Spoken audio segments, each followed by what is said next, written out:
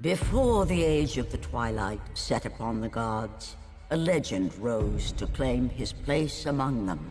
And even though Kratos sat on the throne as the new god of war, he was haunted by visions.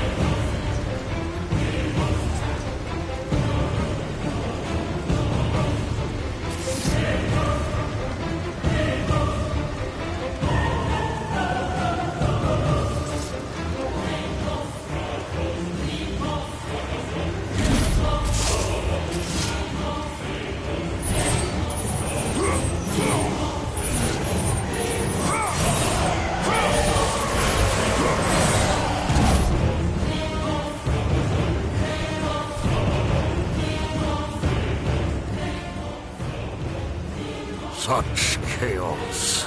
I will have much to do after I kill you. Face me, father.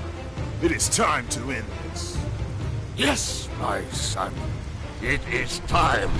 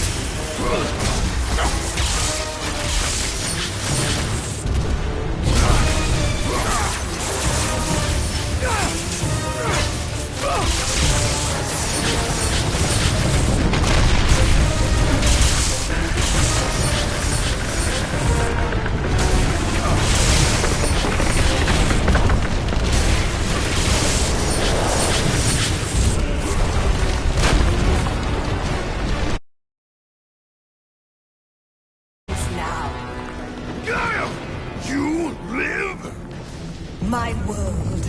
It bleeds because of you. I never sought your death, Vaughn. Yet you have left me no choice.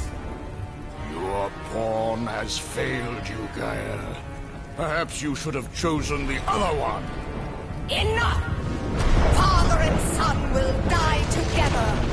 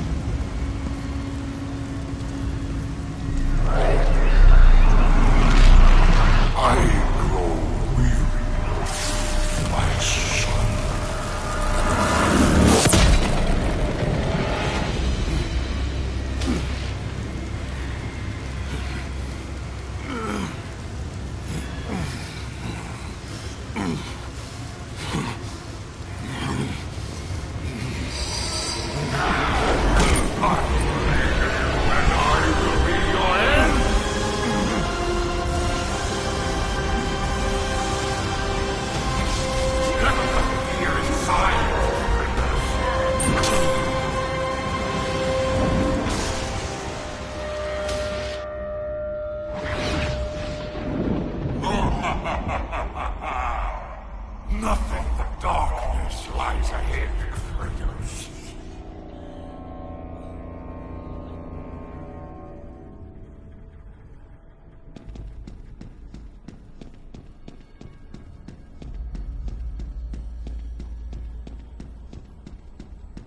Father, please!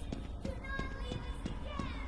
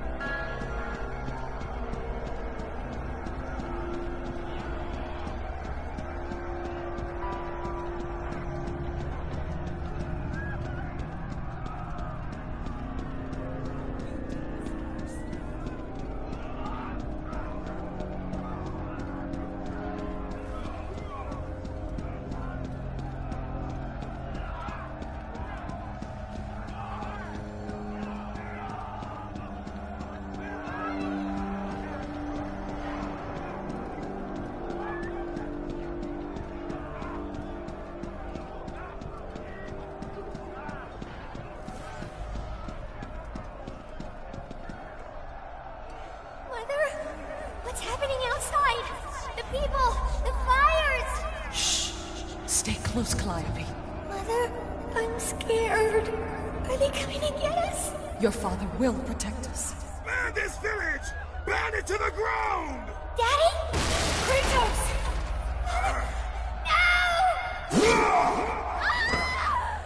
No, Father, no! My wife. My child. How? They were left in Sparta. Ares!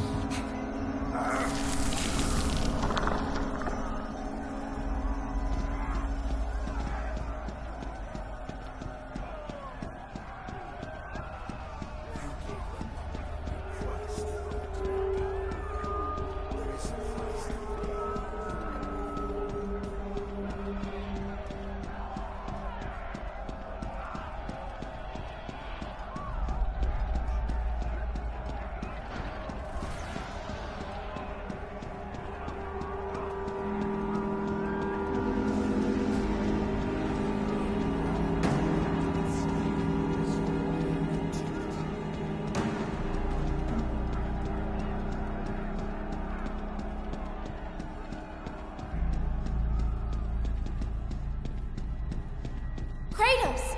Come. I can show you the way.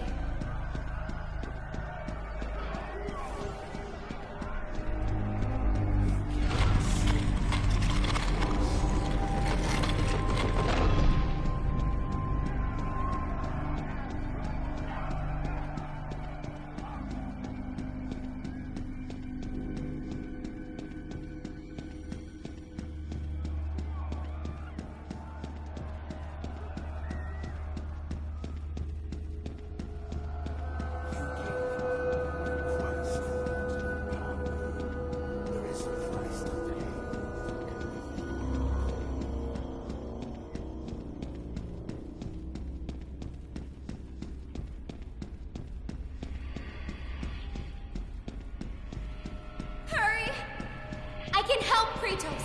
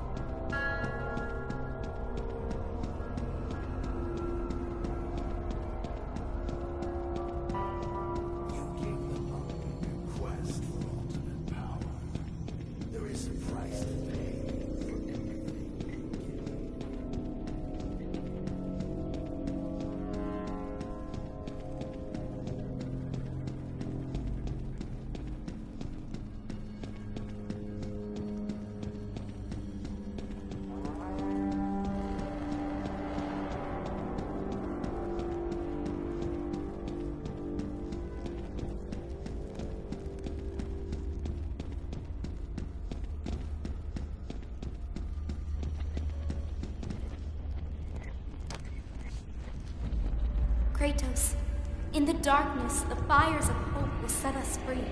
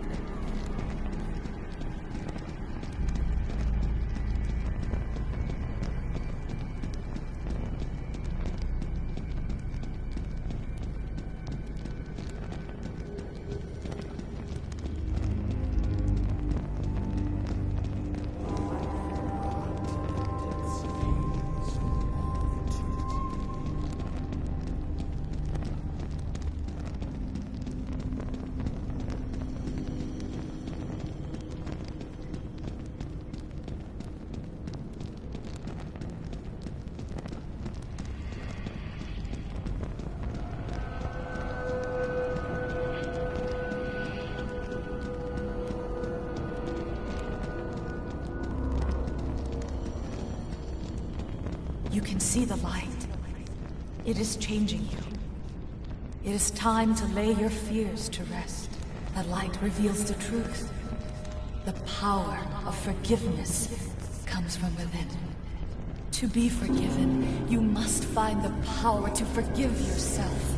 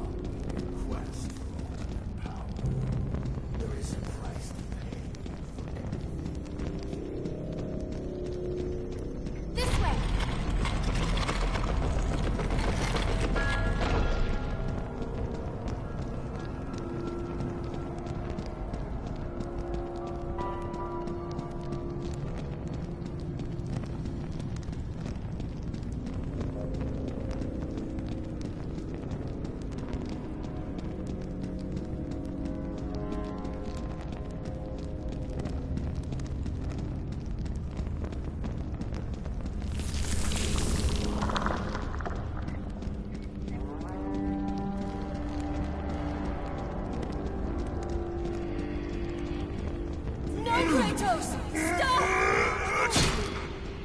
Athena! No!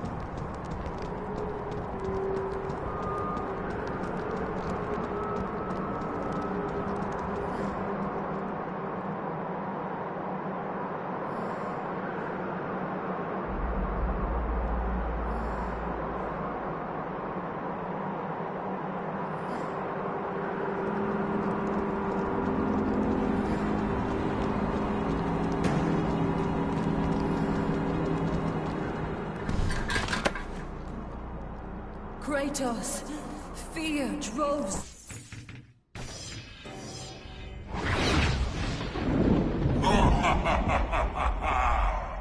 Nothing but darkness lies ahead, Kratos.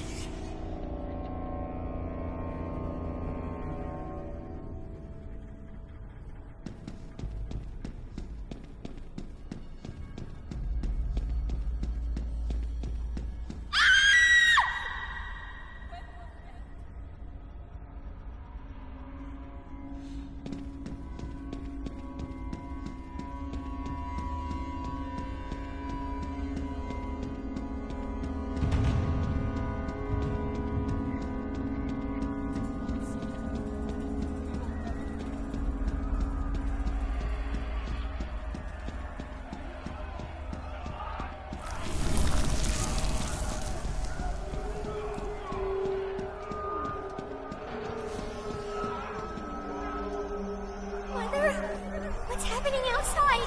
The people! The fires! Shh! Stay close, Calliope. Mother, I'm scared. Are they coming to get us? Your father will protect us. Burn this village! Burn it to the ground! Daddy? Kratos! No! No, Father, no! My wife. My child. How? They were left in Sparta. Ares!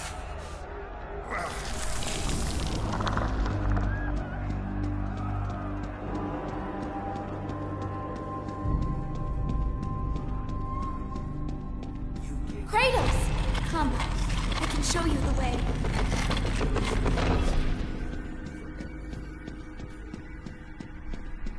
Hurry! I can help Kratos.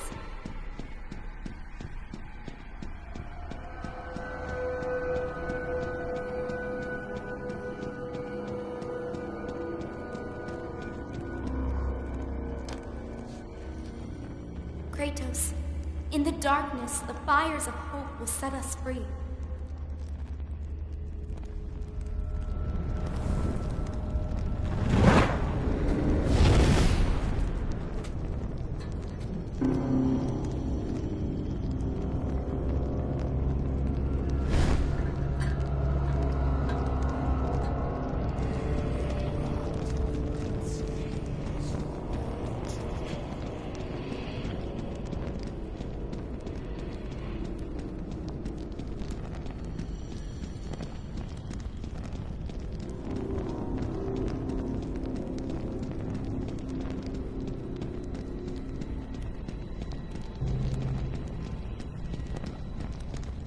You can see the light.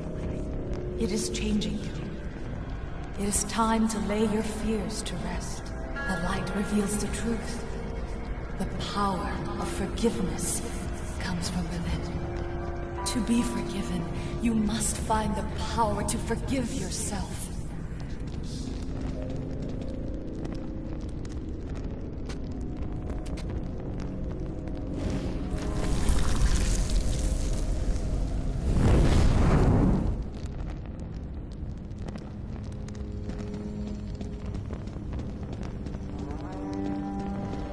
This way!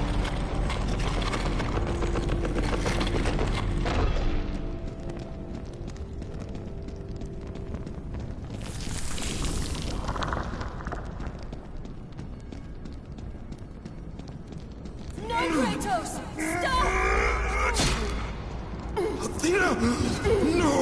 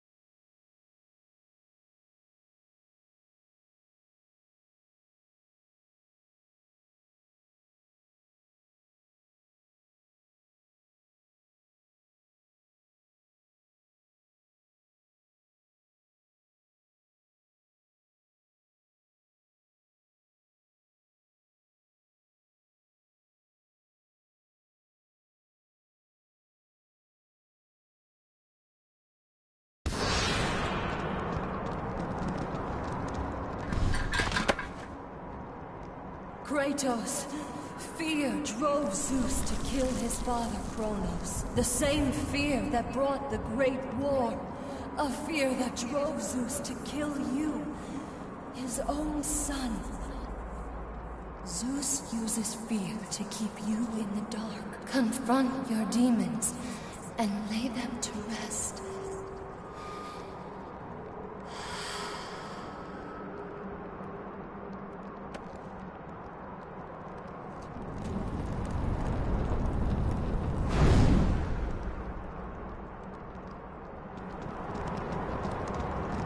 Over here, Kratos!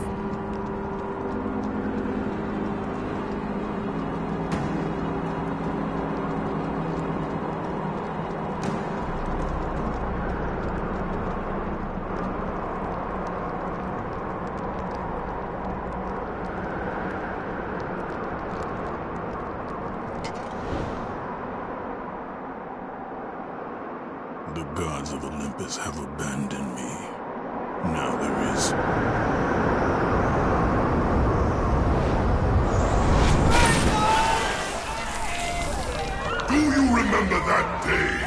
Spartan! I won't allow you to hurt her! Good luck with that little whore you call Pandora. You cannot change your destiny, mortal. I gave you everything. Please, don't do it, Spartan!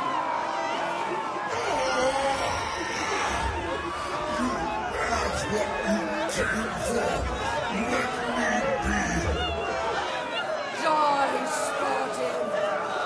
Today you may defeat me, but in the end, Kratos, in the end, you'll betray only yourself. You'll pay for that, Kratos. You will never find her! Spartan never puts his back in the ground.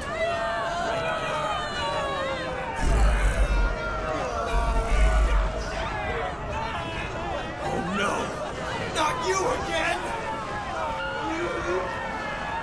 Your soul will never find peace for what you have become.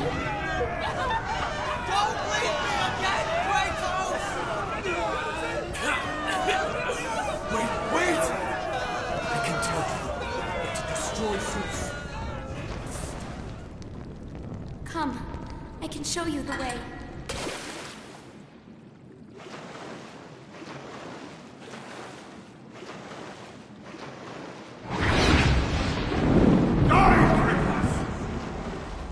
I created you, and I will be your end! Hurry! Why won't you die? Die! Tremble in fear! Kratos! Ah! Over here, Kratos! Hush! Hurry, Kratos! Kratos, please. I need you to free me. Listen to her, Kratos. Once in your pathetic life, don't fail. Don't fail her like you failed your family. It's all right, Kratos.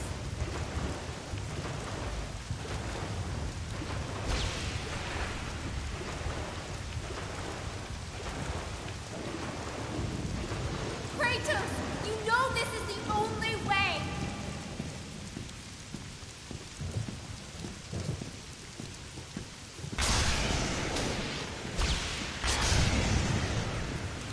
As the fear in the gods rose, mine was replaced by hope.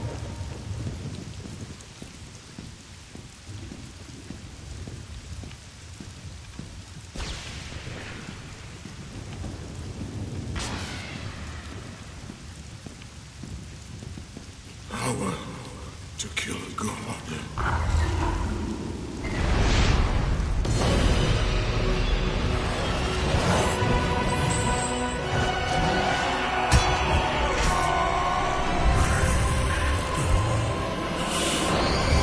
Hope is what makes us strong. It is why we are here. It is what we fight with when all else is lost.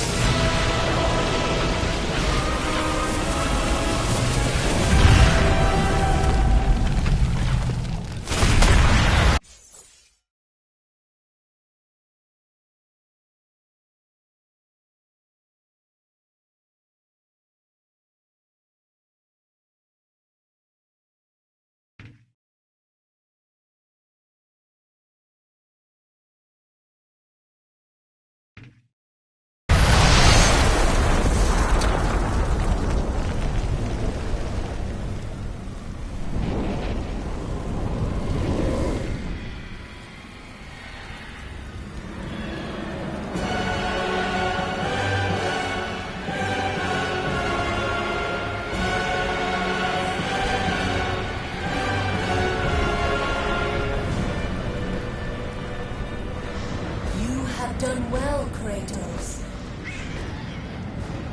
Freed from the bondage of Olympus and cleansed in chaos, mankind is now ready to hear my message. Look around you, Athena. The world stands in ruin. What good is your message? Go if you must. But first, I insist you give me the power from inside the box. The box was empty. That can't be true. I can see it in your eyes. You used my power to kill Zeus. You still have it as we speak. Don't you understand?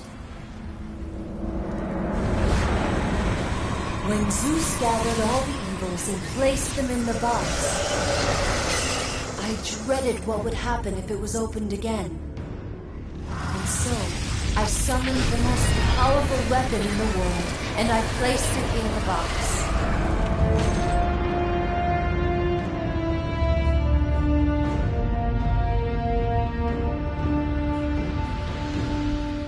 I told you, it was empty. Pandora was sacrificed in vain. She died because of my need for vengeance. You must be mistaken. You used my power to kill Zeus. I saw you do it. Unless... Of course. When you opened the box, you released the evils to the gods. Infected them. Changed them. Zeus himself fell prey to the dark evils. This is why he became so enraged and obsessed with your death. He was consumed by the evil, fear. I thought the power I placed in the box was never released. All these years I assumed you drew from the evils inside to destroy Ares. But I was wrong.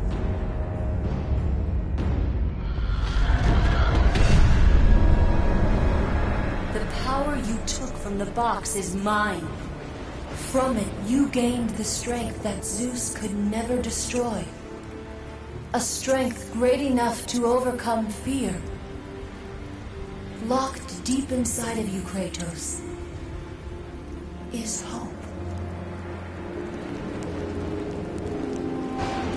It has remained buried, trapped by your guilt and the failures of your past. When you killed Zeus, you must have allowed something to awaken it.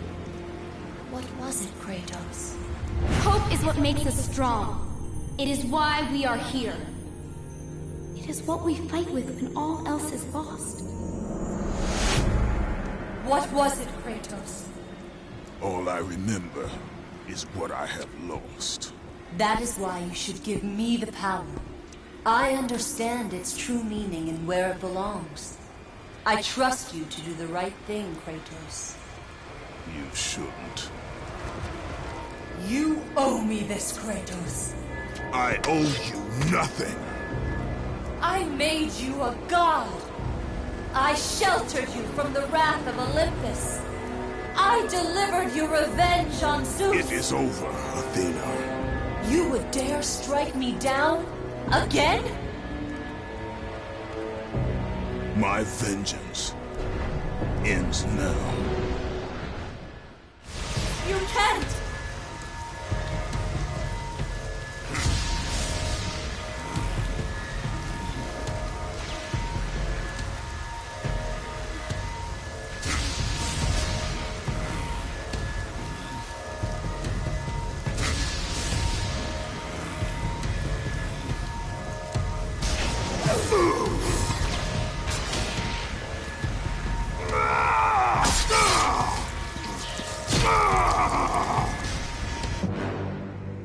You fool! What have you done? No!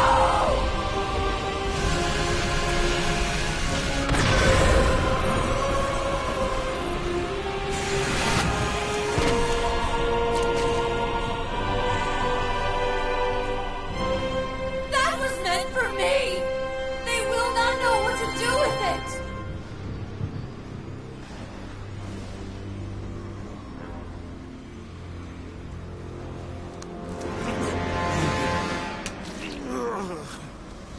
You disappoint me, Spartan.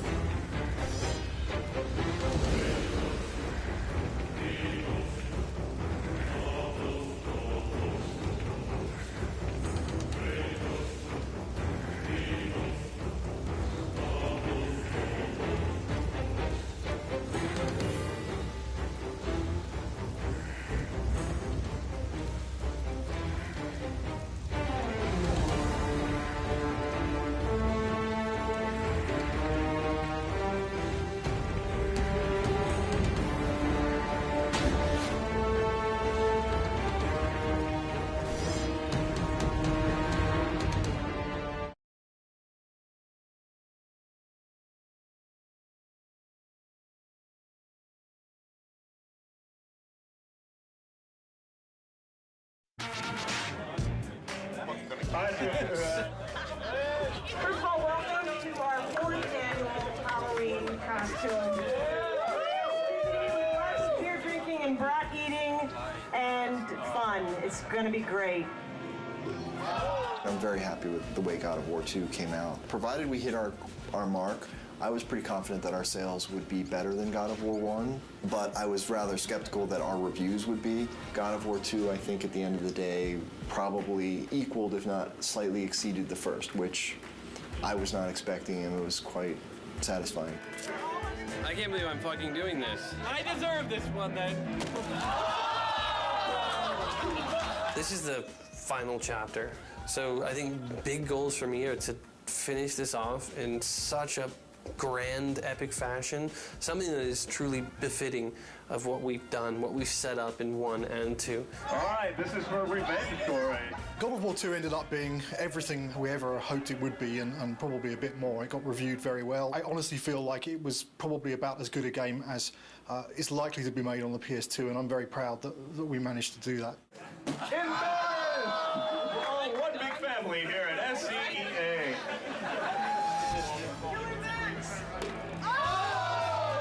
Once you start something, you got to finish it. So that's the way I look at things. God of War 3 is going to be the conclusion to the story. My hope is to make the best effects I can on the last one.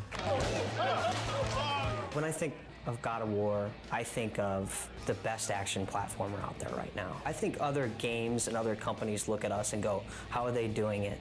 How can we make it like them? And that's rad, because I've totally been at the company where we looked at that game and went, man, how do we do that, you know?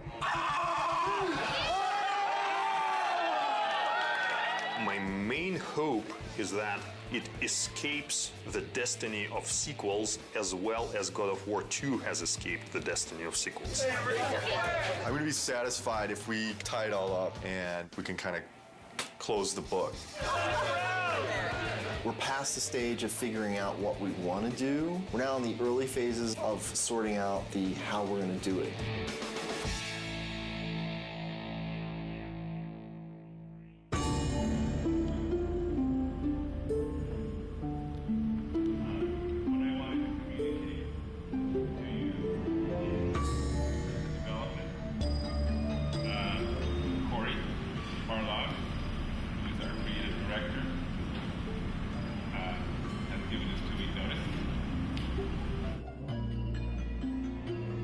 Next Friday will be my last day at Sony Santa Monica.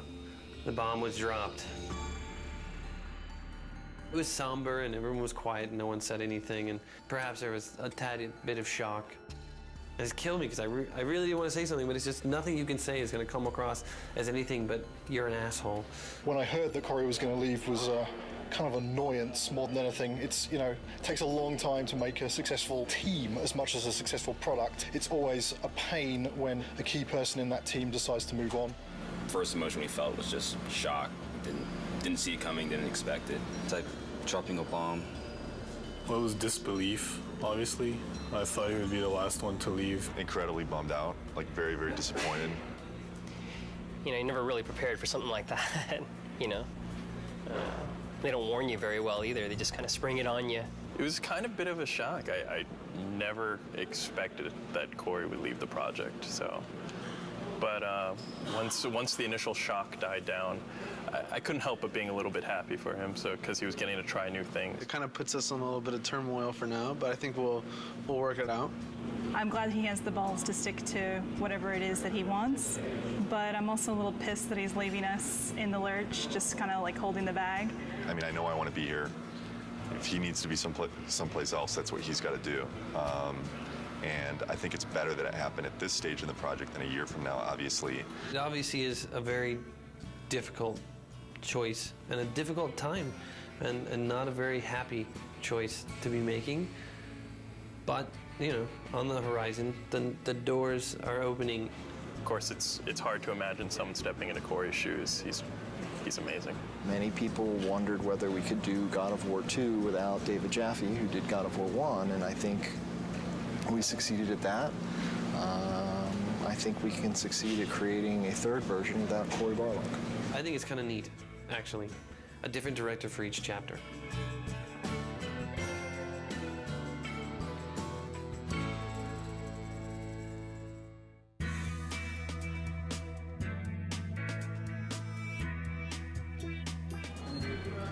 everyone. I have chosen Stig Asmussen to take the helm. When I became director, there was a very warm response from the team. I got a lot of tons of support, and I mean, so far everybody's been super cool.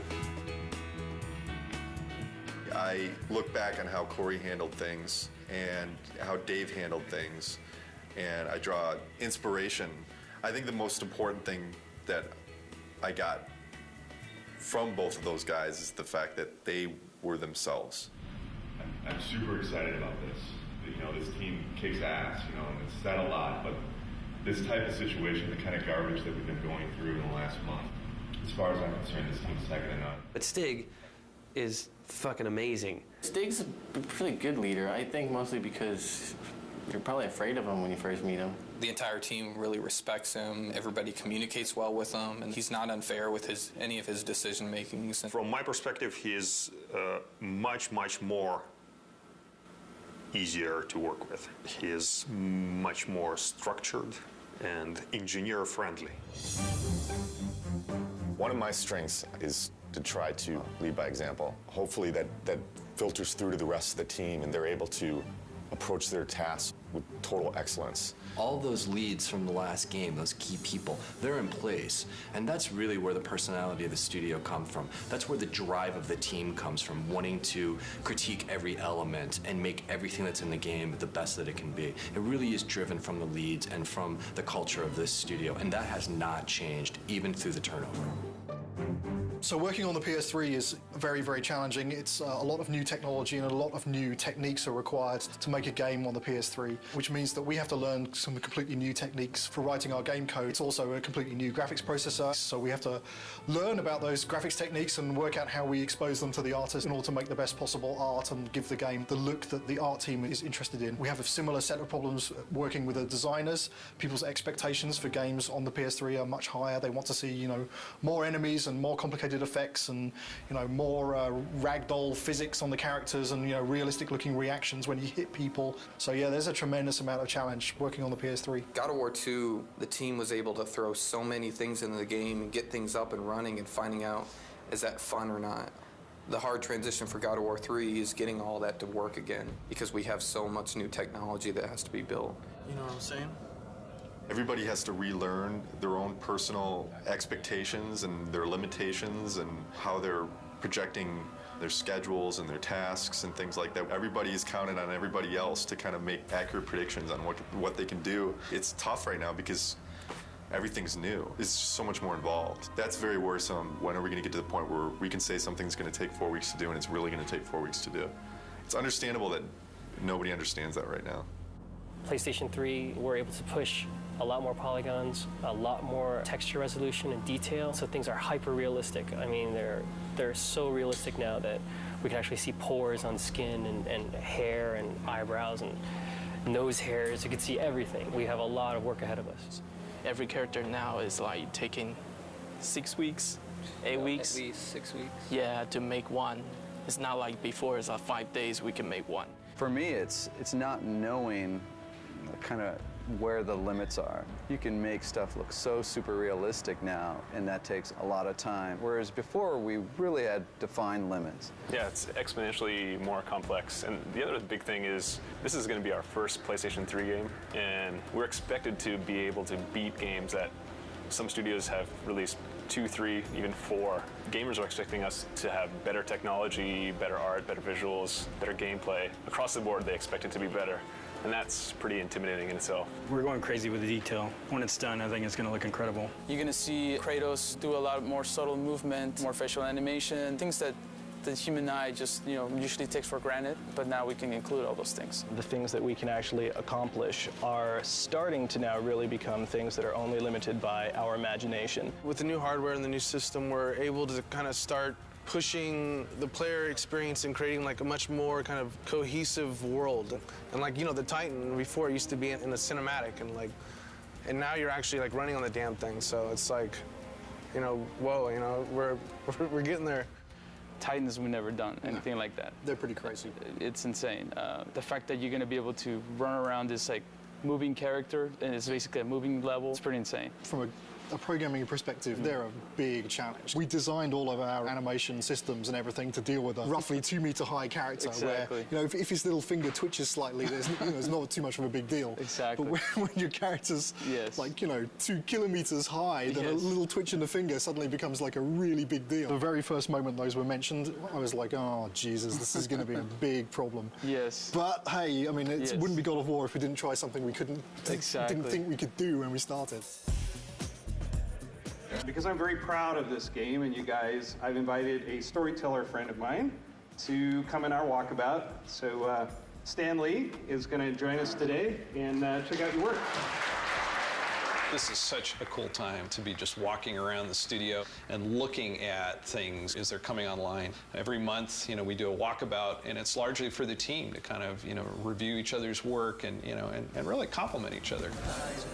It's a big studio now, there's like 80 people here, and really it's impossible to keep on top of everything that any given part of the group has been working on. It's an opportunity for everyone to see what cool stuff has been going on in the studio. It's a good way of making everyone realize that they're part of a big machine at this point. Plus, everything looks better after you had a couple beers, so it helps to make your stuff look better. Everyone's out to get Kratos. These are all, it's Olympus, the gods, and they're all bad. All the gods are bad, except this guy who's tormented. Yes.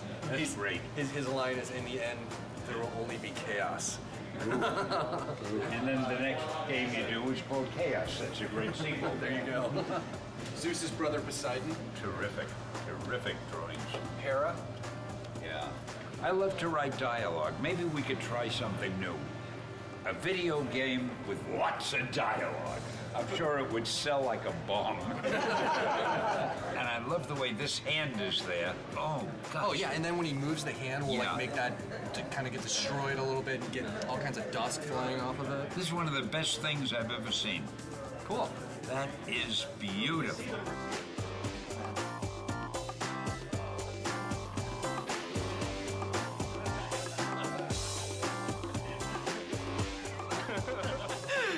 Last thing Corey did before he left.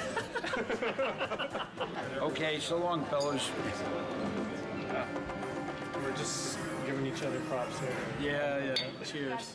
There's no such thing as a bad walkabout, because, beer at work. And also, Stanley rules! Woo, woo! Just crawled up there. It's Stanley! Stanley!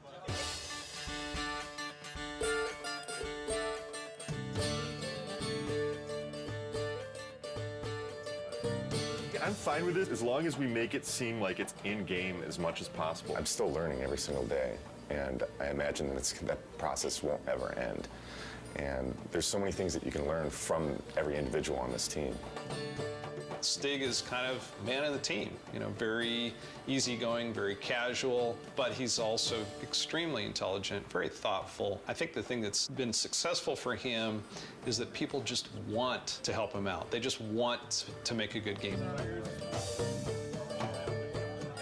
Stig just keeps pushing along. He's got 2 brand new twins at home, and yeah, it just keeps on He's got this other baby, this big baby on his back right now, so he's doing great.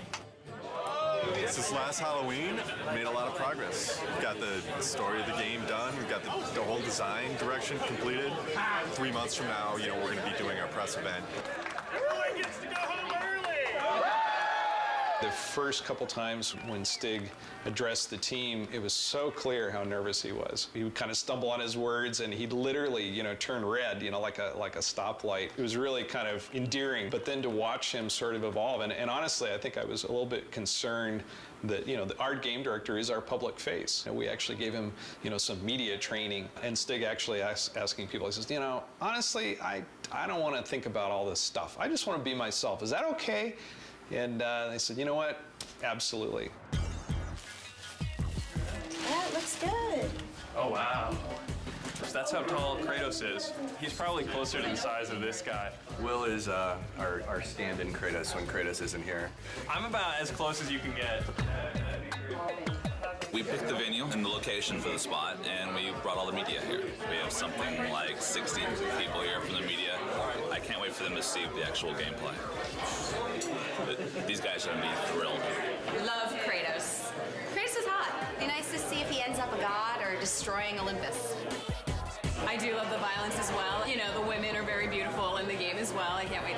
what new characters they've brought to us, what new enemies, and I'm really excited. I also want the sizzle, you know? Maybe we can just focus it in a little bit more. We can play with that a little bit. Yeah.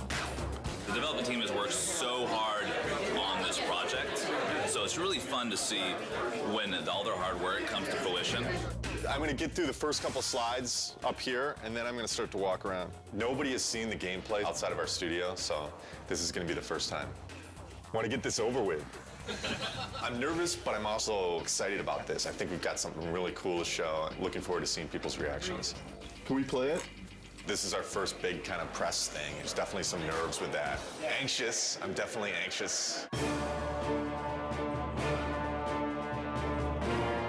The best thing that could happen today is people think it's awesome. You know, it totally kicks ass. The worst thing that could happen today is that people just flat out think it sucks. I don't think that's going to happen, but you never know with these media people.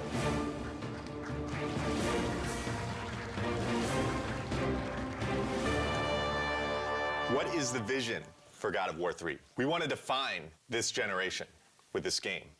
We're going to take a close look at him. I'll talk about some of the features that we're using on him. Here he is. We've got blended normal maps on him right now, so you can see the realistic muscle flexing.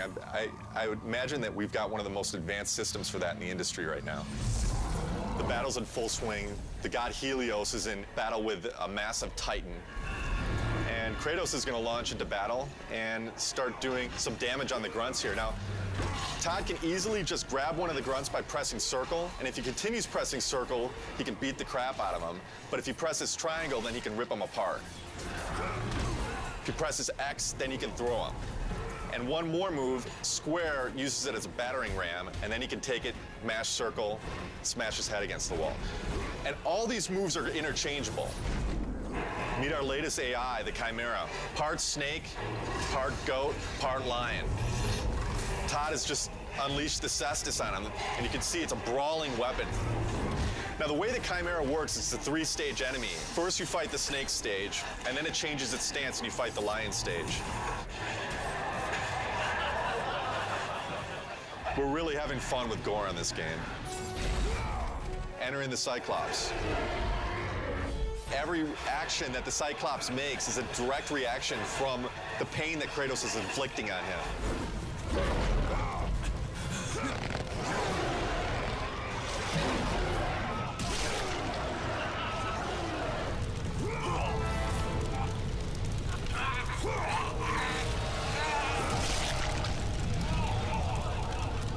Well, that's our newest upgrade, the Helios head. It can be used to reveal secrets. Todd has now found the door of Eos. Another thing the Helios head can be used as is a lantern in darkened areas. This is our newest form of travel in God of War, Icarus Ascension. Todd now has full flight controls over Kratos and basically dodging gameplay.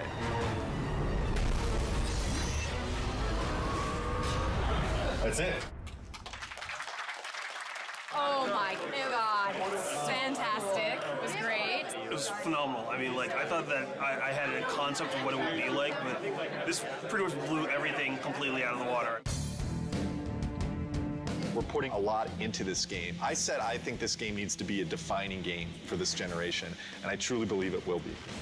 I can't comment on what the future holds for the series because, you know, I'm focused on God of War 3 right now, but this is God of War this is it. This is the end of the story. We got a lot of work to do, so there's no time for relaxing, that's for sure. E3 is obviously a big thing. We got to get this playable to the public, what we just showed on the demo here.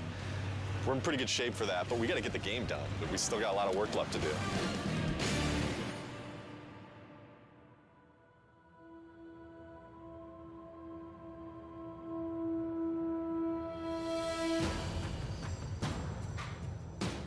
Right now for E3, pretty nervous about it.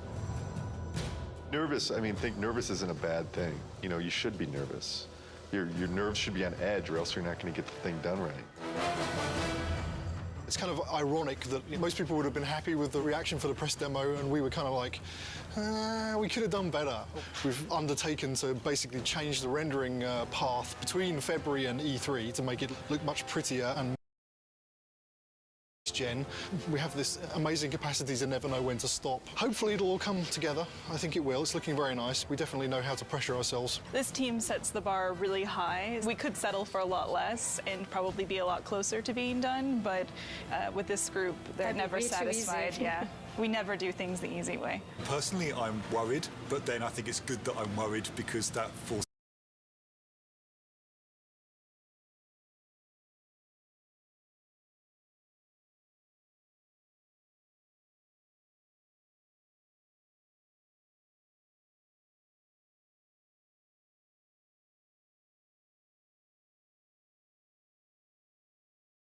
me to actually get this shit done. Good. There's definitely pressure, self-created pressure, and then pressure from other departments just to get everything done. We're all just trying to do our best. I think the most pressure we get is from ourselves. Every team is always looking at the other team's work and commenting and critiquing. So we're really pushing each other the most, I think. It's a lot of back and forth.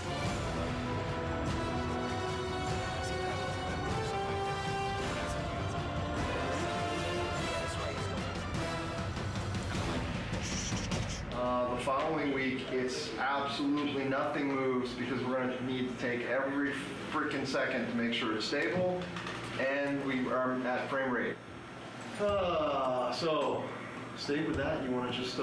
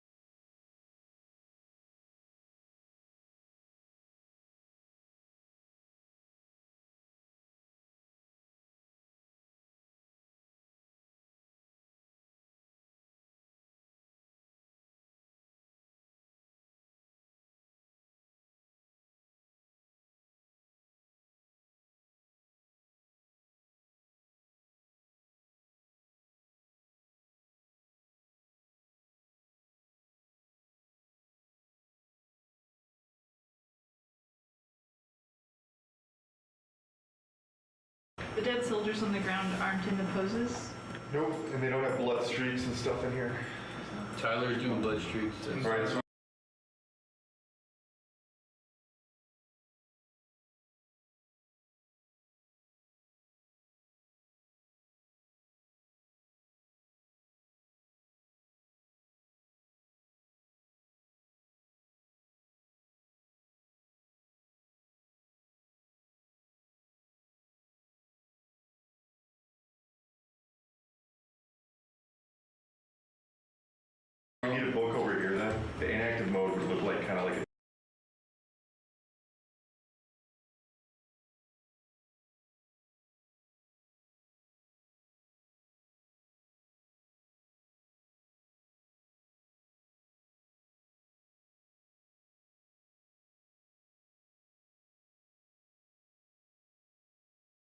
does right now with the book shut, the active mode, the book would open up and would have like a glow around it. We have to open and close the book. Yeah, there's a button for it. Wish I would have known that when we built it, because we didn't build it to open and close. Wait, you need the book to open and close? Yeah. There's no limit to good ideas, but there is a limit to how many of those good ideas that you can actually implement. And even if you make decisions and you make progress on things, it doesn't mean that you can get all those things done. We need to be able to tell people this thing is active now. Can we remove it for E3? Are you serious? No, I'm not. I mean, there's a lot of other shit here to get done besides getting a...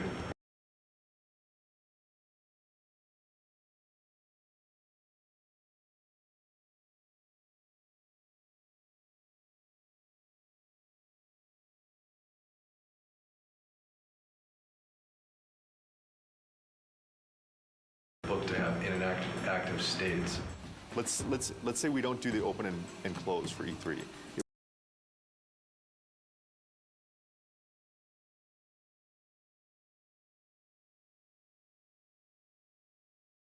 It would just have a glow effect and a light that comes with it, and that's it. Do we just put a sparkle on it then? Absolutely have any compromise for the schedule right now. I have to trust production, and I have to trust the fact that they're telling me that we can't get things done. So I feel like there's little things that have been compromised. I don't know that the player's going to necessarily miss them, but I sure am. It's part of making games.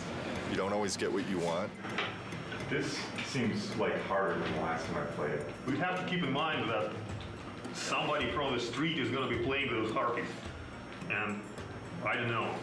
The way it looks right now, on 3 tries, people will throw down the controller. The stuff we just went through, pretty rough. It's a little frustrating from the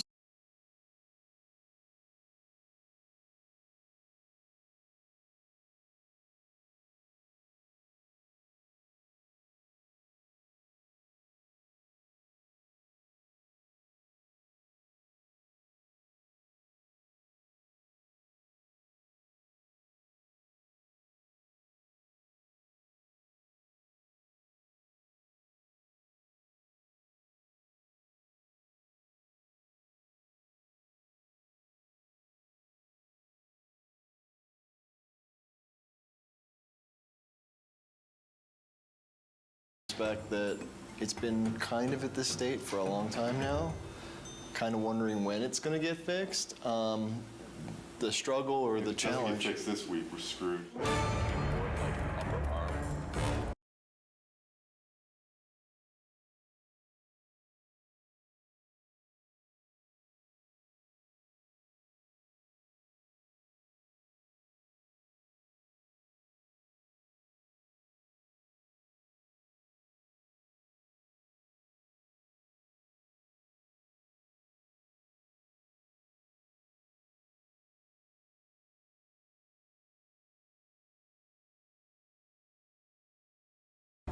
This is sprint week, meaning we're making a big push this week to get a lot of work done and make some headway going into E3. As far as crunch goes, we're not going to call it crunch anymore. We're going to call it a sprint, and then everything will be fine. So as long as we do that. Change the name, it'll all be fine. Tonight's the first night of crunch. Yeah. Yeah, so... We don't like the euphemism sprint. Fuck. I hate crunch. It sucks.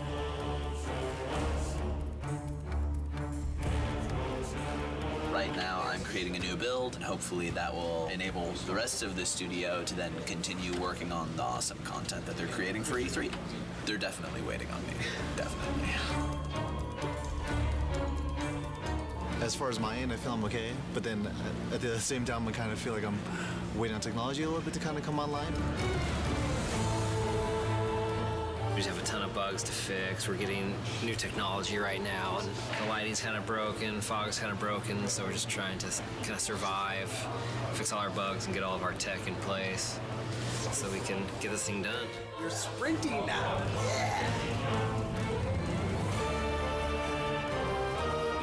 Tonight's the first time the team has worked together as one, and there's a certain kind of level of excitement that goes into it and dread because we're still working, but it's a fun group to be with, and we're trying to get stuff done.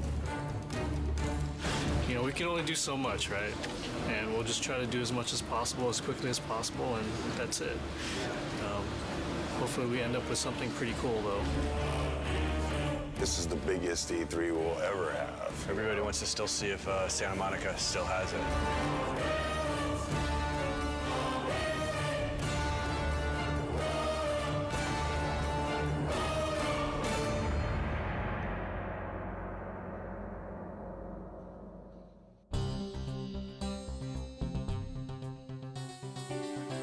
Last 2 weeks have been very, very intense. I actually got here this morning.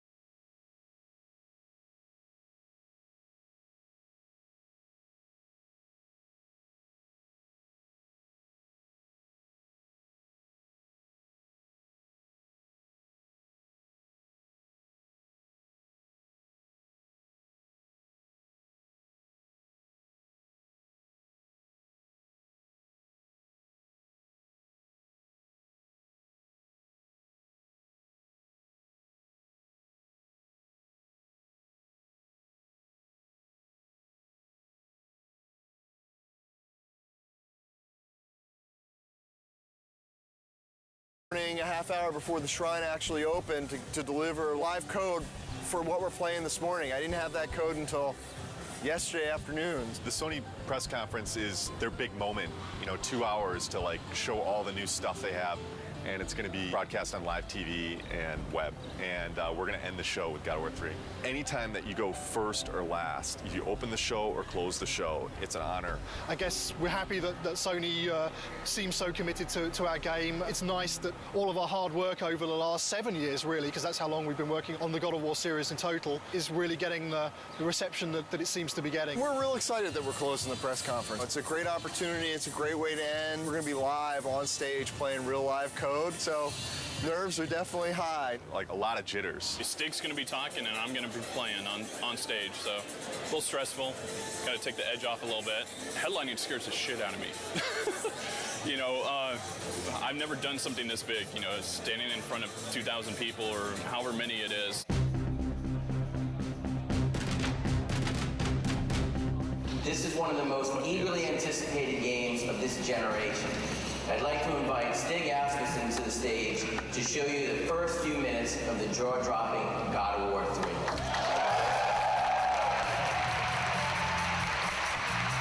We at Sony Santa Monica Studios are excited to be able to present this live demo of God of War 3. God of War 3 is the final chapter in our fantasy trilogy, based on the dark side of Greek mythology. Now our design director, Todd Pappy, will take point on the controls, and we'll get into our demo.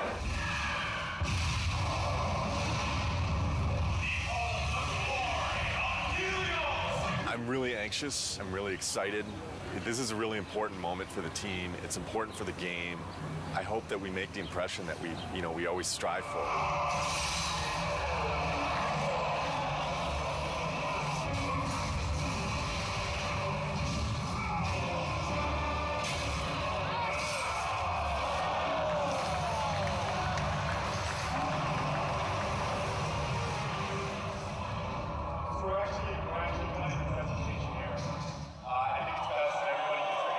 The demo is now live on show 4, and we have an extra 20 minutes of gameplay so you can see how it ends.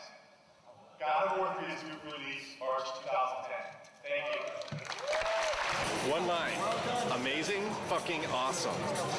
People really seem to dig it. This went well. I don't see how it could have gone any better. Well, I'm kind of glad that E3 is back. It's pretty exciting. It's been a couple of years since there was a really decent-sized E3. It's always exciting to have your game here. This is what we work for. E3 is like Christmas. We've got 12 kiosks set up with God of War. We had a great time last night setting it up. It was actually, we got there, the Sony booth was relatively quiet. All the games were up and running, but there weren't a lot of people playing anything. We started loading in the God of War, and people started lining up behind me to play it. I had somebody tell me today, one of the producers of another product told me when we got in there and loaded our code, all work stopped at the Sony booth so they could come play our product. Hugely flattering, big kudos to the team. Got chills just having that whole experience. It was awesome.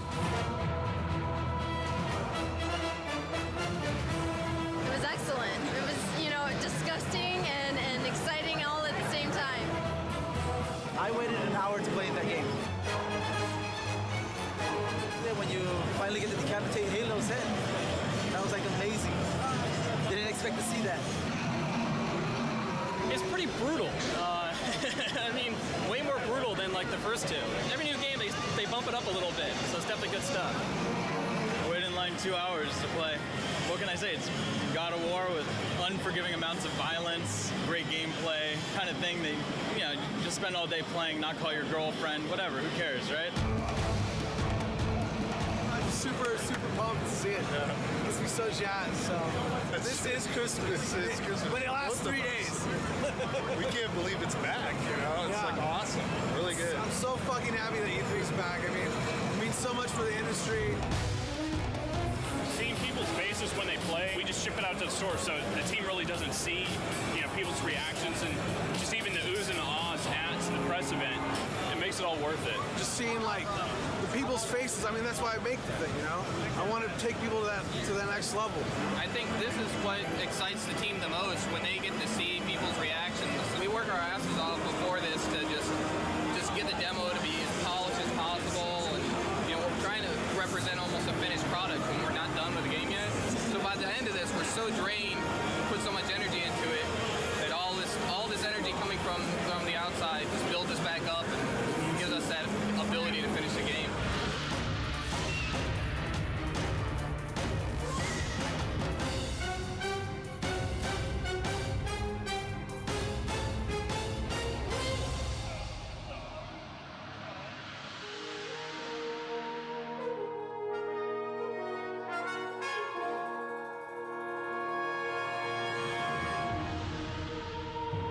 E3's was a huge milestone for us. A lot of publicity, a lot of great feedback and great exposure. E3 was awesome. I have to say it went very well. Seeing all the fans and watching everybody play totally put us in a different mindset coming back from that. You really get locked up and don't really see people's reactions working on something for so long, and going and seeing people line up for your game, that's more than you could ever want, you know? It just kind of invigorates the whole team into coming back and working on something and wanting to put your heart into it and make it even better. I think we did a good job with it at E3. And that shouldn't be our high point. That should be like our midpoint.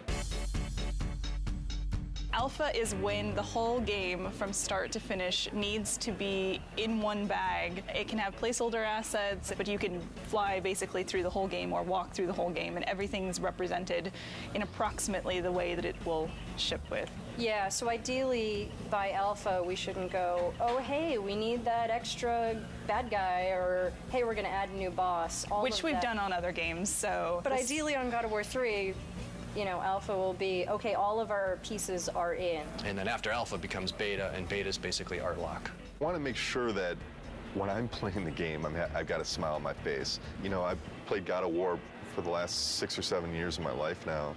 As long as I'm got a smile on my face, I think there's a good chance that that's going to translate over to the fans. If you kind of take a look at this here, you can see this character that's the size of the Sears Tower, roughly.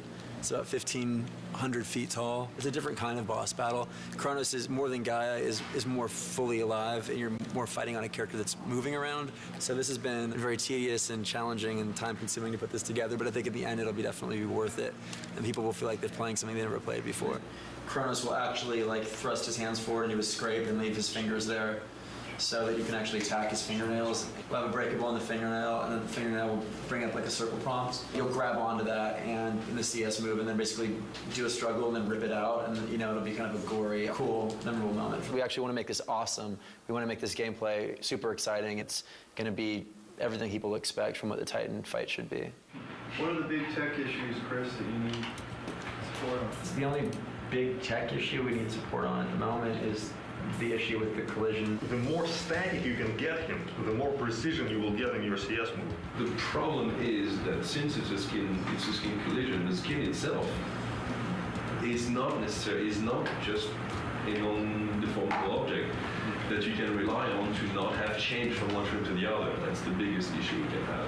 What we're doing hasn't really ever been done before, and so a lot of what we're running into are issues with trying to make it as exciting as possible, but working within the technical constraints that we have and in the time frame that we have. I would say that the rewrite of skin collision is turning into a very unrealistic proposition to get it finished before alpha. Time is the biggest fun killer usually as far as developing. It's where you come up with the most exciting scenarios, but do we have the time to put it together? Fabrice and I will need to take a look at what is going on and what's fixable and what is not and what we will have to design around. With Kratos, the whole is greater than the sum of its parts, and when you see it all together in the finished product with all the polish, I think it's going to be one of the most memorable experiences in gaming history. That's how I feel about it. I know it's going to be like that. The murderer of Gaia enters my tomb. Kratos! I know it was you who killed her, Spartan. Who else could?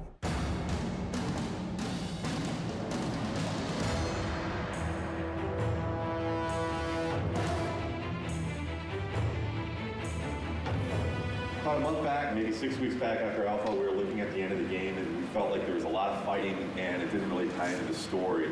We had a couple brainstorming meetings and we came up with this idea that it would be really cool to go inside Kratos' head. Because that's where the struggle is really taking place. The story's really never done until the game ships. And we're always tweaking it and modifying it. But I really like working on the story. Kratos is going to have this emotional struggle inside of his head. And, you know, really the object of this game is he has to realize that he has hope inside of him, the power of hope. And that's what he originally got when he opened up Pandora's box. He didn't get the evil things, he got the good things. And I think it's going to be a really, really fitting end to the trilogy. Keep in mind, you know, we're very close to beta here, and this is the big stretch. We really, really, really got to be zipping things up. Let's do it. That's all I got. That's all I got.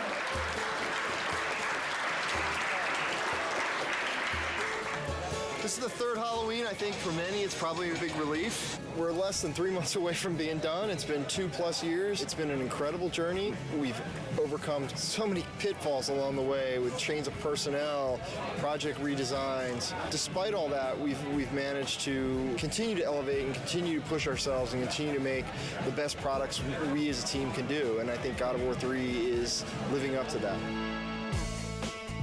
To complete the third one is pretty amazing. We always tried to hit the highest mark we possibly could, and I think we've done it once again with this one. So we're going to have to wait and see what the fans think, but I have really, really high hopes. Completing a trilogy is something I never did in my life, you know, and completing something like this is very special, you know, something that means a lot to me. Sentimental moment. This is truly one of the best teams I've ever worked with. I mean, across the board. I've worked with teams that were really strong on the art side, or really strong on design, or really strong on technology, but this is the only team I worked with that fires on all cylinders. The team faced a lot of challenges. The interesting thing is that this team has always faced challenges, and it sounds kind of cliche, but they're really good at facing challenges. Yeah, I agree 100%. You know, I mean, we've discussed a lot. Obviously, we've gone through a lot of different changes, and the team always, I mean, you can put it any better, but they always rise to the challenge. We really sat down and focused what we wanted to, make good, and whatever wasn't working, we just kind of threw out the door and said, this is what we want, and that's what everybody focused on and made good. Fans are going to be blown away. We're still getting surprised as far as how good things look. The game's awesome. It's going to be good. Been working with Kratos almost 7 years. I've learned a lot. He's taught me a lot. We've had some good times, but it's time for him to go to bed for a little while.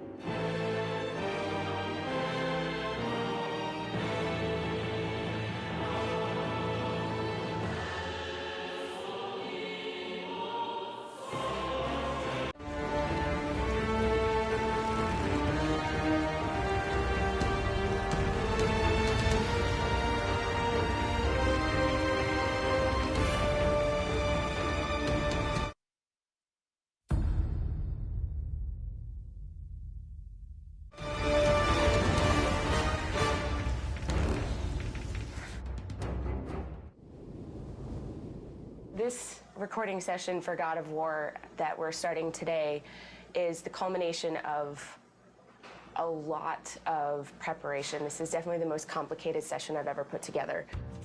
I'm gonna go get a sweatshirt. We should go in the other room while we can, huh? One of you here and one of you here. How close do you need to be? Here, just duck under the microphone. We need to take a couple minutes to readjust where things are.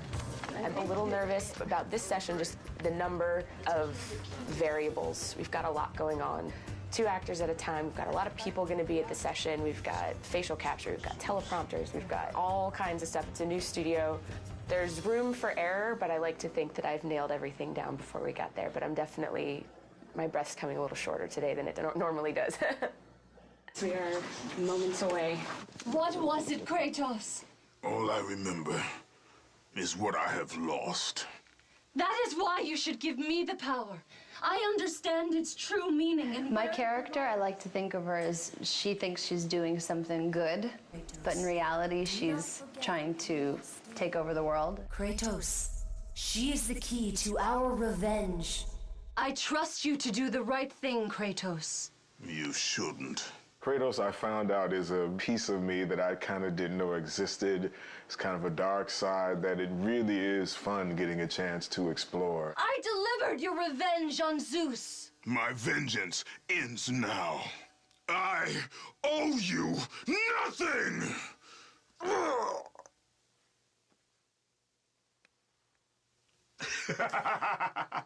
When you have the other actor in the room, you're able to come up with a rhythm. It makes it more real.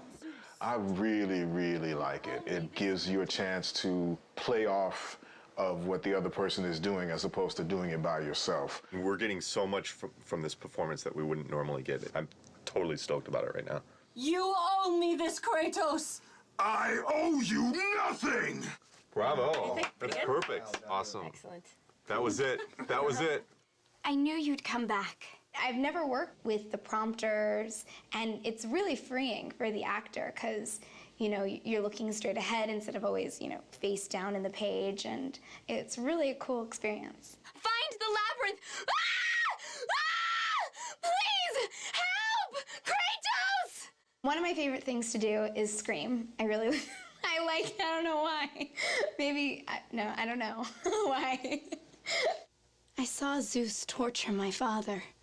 I just try really a simple approach to it. It's bringing those words into your character and actually thinking a thought before it. It makes it more real. They called me a monster. Beautiful. Natalie was new. We had never worked with her before. She was an ace. She totally knocked it out of the park. Many more variables than a normal voiceover session for a game today, and it went very, very well. I'm happy with how today turned out. Phenomenal. Phenom. That's all that really matters is Stig is happy, and if Stig's happy, we're all happy. Yeah.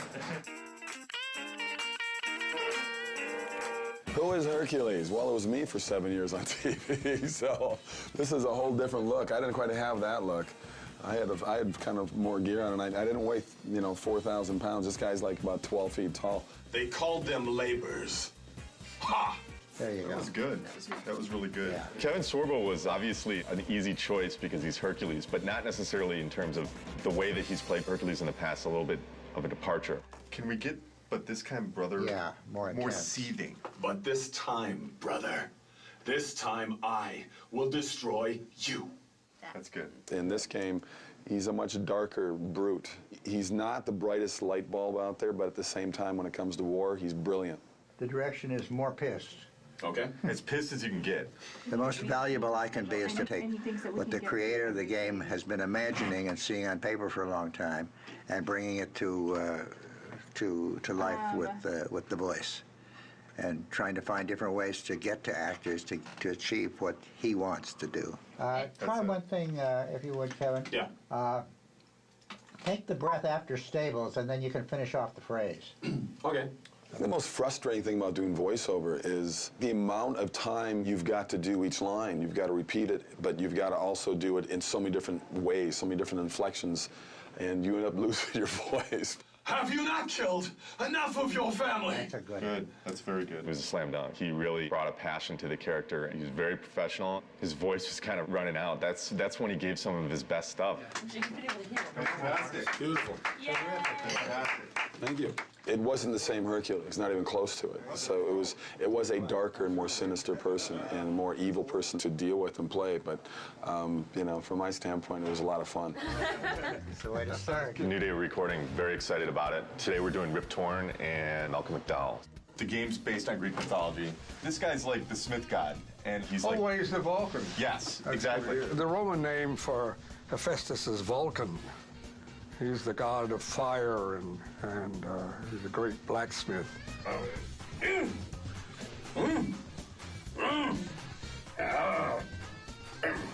The greatest thing you have on stage is the other actor.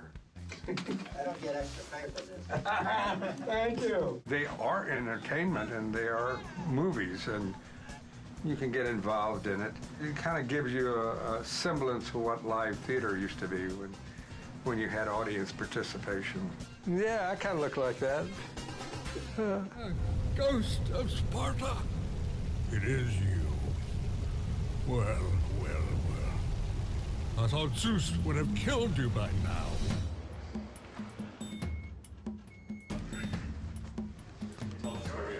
Daedalus. Oh, and what does he do? He's the inventor. He also created the labyrinth. Labyrinth? Wow.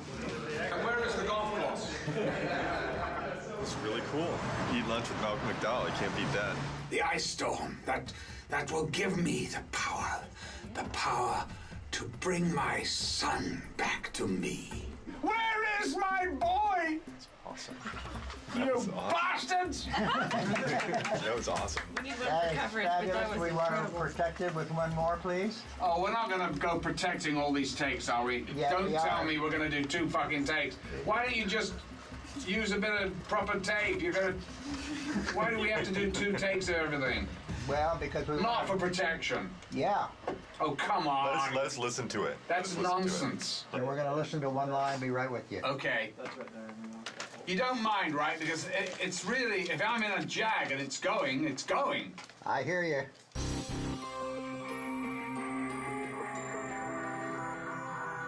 Could we do the line to escape it, please, Yes. one more time? Tell me what you need. The word catalyst had a little bit of a squirtle to it. Okay. Okay? When you're ready? Okay. To escape it, we must assemble it. Actors are so varied and so different in the way they work, and to find what that key in there is and unlock that door with them and then be able to play is really a challenge and a kick at the same time. He said that if I took the liquid fire and the sling, oh, my boy, oh, my child. You know, I actually like that. That's different than what we thought. Terrific, thank you. I like it. Vengeance on the king of gods. You'll need an army of gods. And weapons. Of course, weapons. I could build. I could use the fire of Hades. Wait, please. Please, wait. Free me. Free me from my torture. We're good. We're good. Thank you, Sparta. Thanks, Barton. I say, thanks so much. Cheers, So kind. I say squatter. We're not used to people coming in here and nailing it so, like, basically knocking it out of the park like this. So Oh, really? we had more time, so. Well, no, okay. Well, listen, I just thought, oh, my God, I thought I had reams and reams and I had to do everything twice. And it was like, oh, my God, if you've got it, right? Right. Yeah, we got some great stuff. Great. It's fantastic. Terrific. Good. Thank you. My pleasure. To work with Malcolm McDowell and Rip Torn in the same day. Same day, yeah. Pretty wild experience. Yeah. It's fascinating to me, too, the different acting styles, because Malcolm McDowell is very much the Royal Shakespeare Company, and it comes in, you know, word for word like that. And Rip Torn is more of the old actor's studio, and he's a little bit up and down and nowhere, but out of that comes a gold of its own kind. There's an extra level of dimension and texture that we got to them that's just through the fact that they're fucking good actors. Now that we've gotten the recording part of it down, My stress level has decreased a great deal. Now you can have a glass of wine. Now I can have a glass of wine. You are the reason I live in torment. He told me he would kill you. He can't. Perhaps he did allow me to kill the Nemean lion, but he made your name known amongst the people. A fierce warrior, a killer made a hero, a man made a god. But you, what have you done with my child? My boy, where is my boy? Your son is dead, Daedalus. My boy, my child, no, no, no!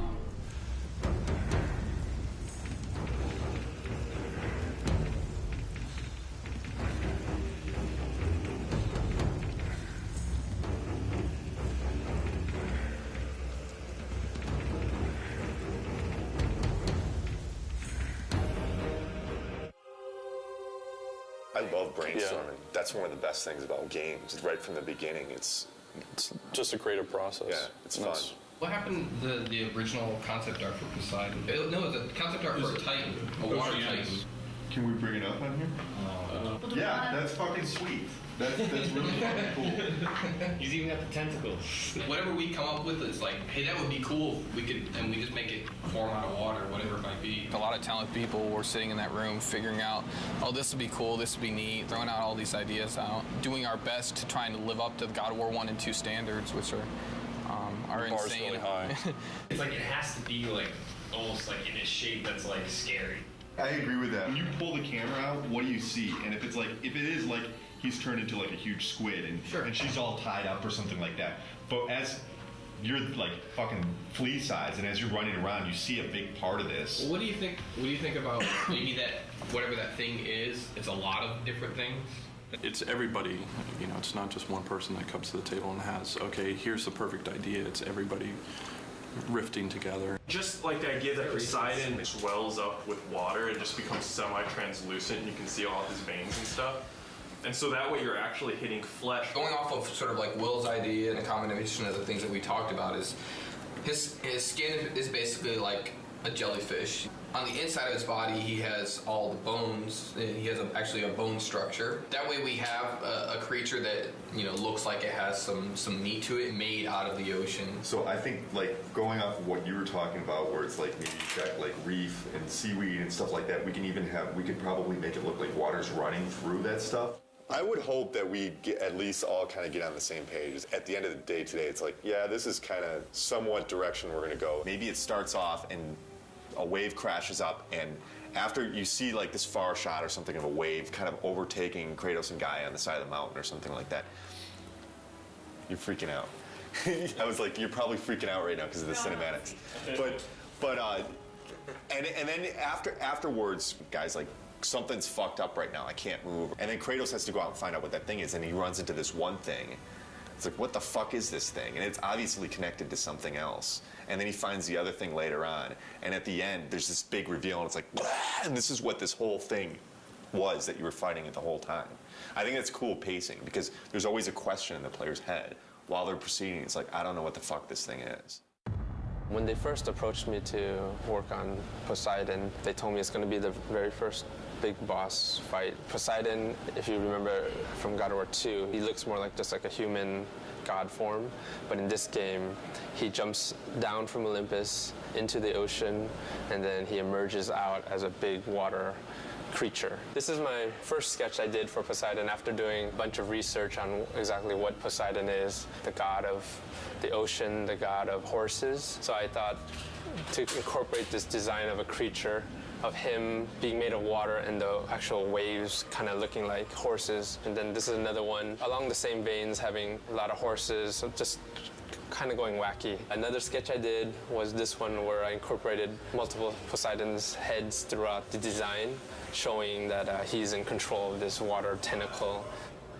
They liked this design a lot with the multiple heads, And they also liked the very first sketch with him leading the horses. They liked this one the best, so they liked this for the overall direction.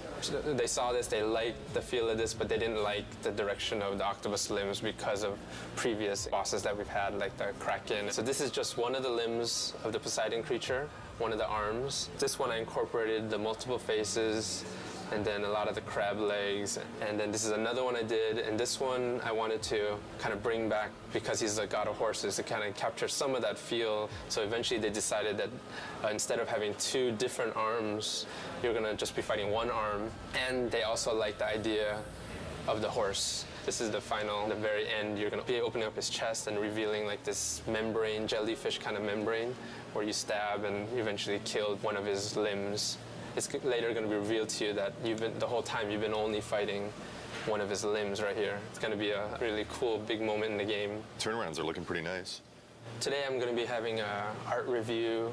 We're getting to the completion of one of the Poseidon's limbs, so I'm working on the turnarounds now. Get the animators up here and make sure that those limbs, the front limbs, are not too long for him. Like, he'd have to raise it up so high. To get you right below, he'd have to be, like, basically have his arms way up like this and be going down like that, and that's probably going to look a little silly. Let's have Andy finish this up. But, Andy, can you save off a version of what you have right now so Adam can go over it with Bruno? And just keep on getting me up here to look at it. Cool? Thanks, man. Thanks, guys. So we just had the review. It went well. They liked the direction, and I think a lot of it, because before this is the view they've always seen, but they've never seen the front view. So for them to be able to see the front view and to see how the shape, the silhouette actually makes a trident shape, they really like that idea. I just have to finish this up. I'll probably finish it up today, and it'll be given to the modelers from there. First time I heard about Poseidon creature was 6 months or so ago, and I heard we're going to have a few of these huge Titan battles. This was the initial concept that was given to us. Things have changed proportionally for it to work right on screen, but it generally has the same feel. I still have a lot of sculpting left on this guy. A lot of this is just like the first pass. So right now I have more just the overall feel of it. Here's Kratos. He's pretty small compared to this guy. So I brought him in here just so I could have an idea of how big he's going to be. So when it comes to details, how high res this character has to be. So you can see him. He's tiny. I just want you guys to go over and check it out before I start making all the rocks for his face, So yeah, I think it's good. Can we make sure that we're getting like some of this smaller detail like spread out over him as well? Okay. Can I see the scales on the back? Oh, yeah. It's really fucking cool. Poseidon looks to be challenging for every department because it's so complicated. When I first saw the concept, really, I kind of looked at it and was like, what the hell are you guys doing? But that's pretty much what I say every time I see one of these crazy concepts anyway. You just go to your desk and beat your head against the table and figure out how the hell you're going to pull it off. Poseidon definitely falls into that class of one of those kind of surprises that I know is coming down the pipe. A lot of water, and that's kind of one of my worries because making good water is hard. We have to start off God of War 3 with a bang, and that's Poseidon.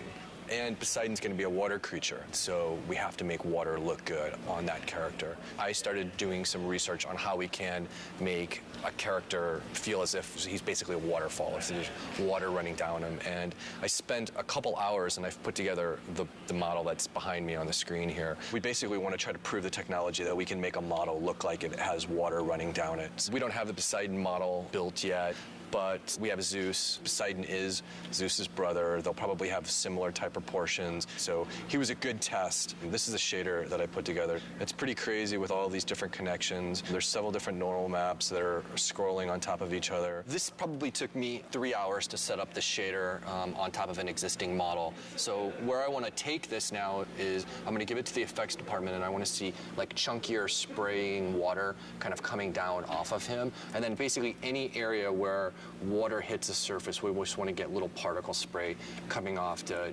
just give this thing more of a volume, more water volume. When I started on it, we had already established what Poseidon was going to look like, what the creatures that you were going to be fighting was going to look like, what Gaia was going to look like. We had the Gaia model. The Poseidon creature model was still in the process of being built. One of the quick things that's very surprising to the player, I guess, will be that right there is how big Kratos is, and that's Gaia. And this will be the initial fight combat tutorial. At that point, Gaia will change her animation, and she'll start climbing on the mountain differently to allow the player to be able to walk down her arm. And the Poseidon intro will happen. The player will continue along after that. She'll be in a different pose. He'll walk over here, he'll do just a little jump, come down here, fight some more enemies, and then he'll walk up to here, and this is where the Poseidon horse creature encounter happens. So this is the first thing the player will see when he loads up the game. We're trying to frame her hand and show that she's climbing up Mount Olympus, which is just roughed out right here. And then we also want to find a way of getting her head in the shot and having her head bob around and sway. After the player works his way down Gaia, this will be the first big encounter that he experiences. The Poseidon creature will burst out, knock Gaia's hand back. He'll have to fight it.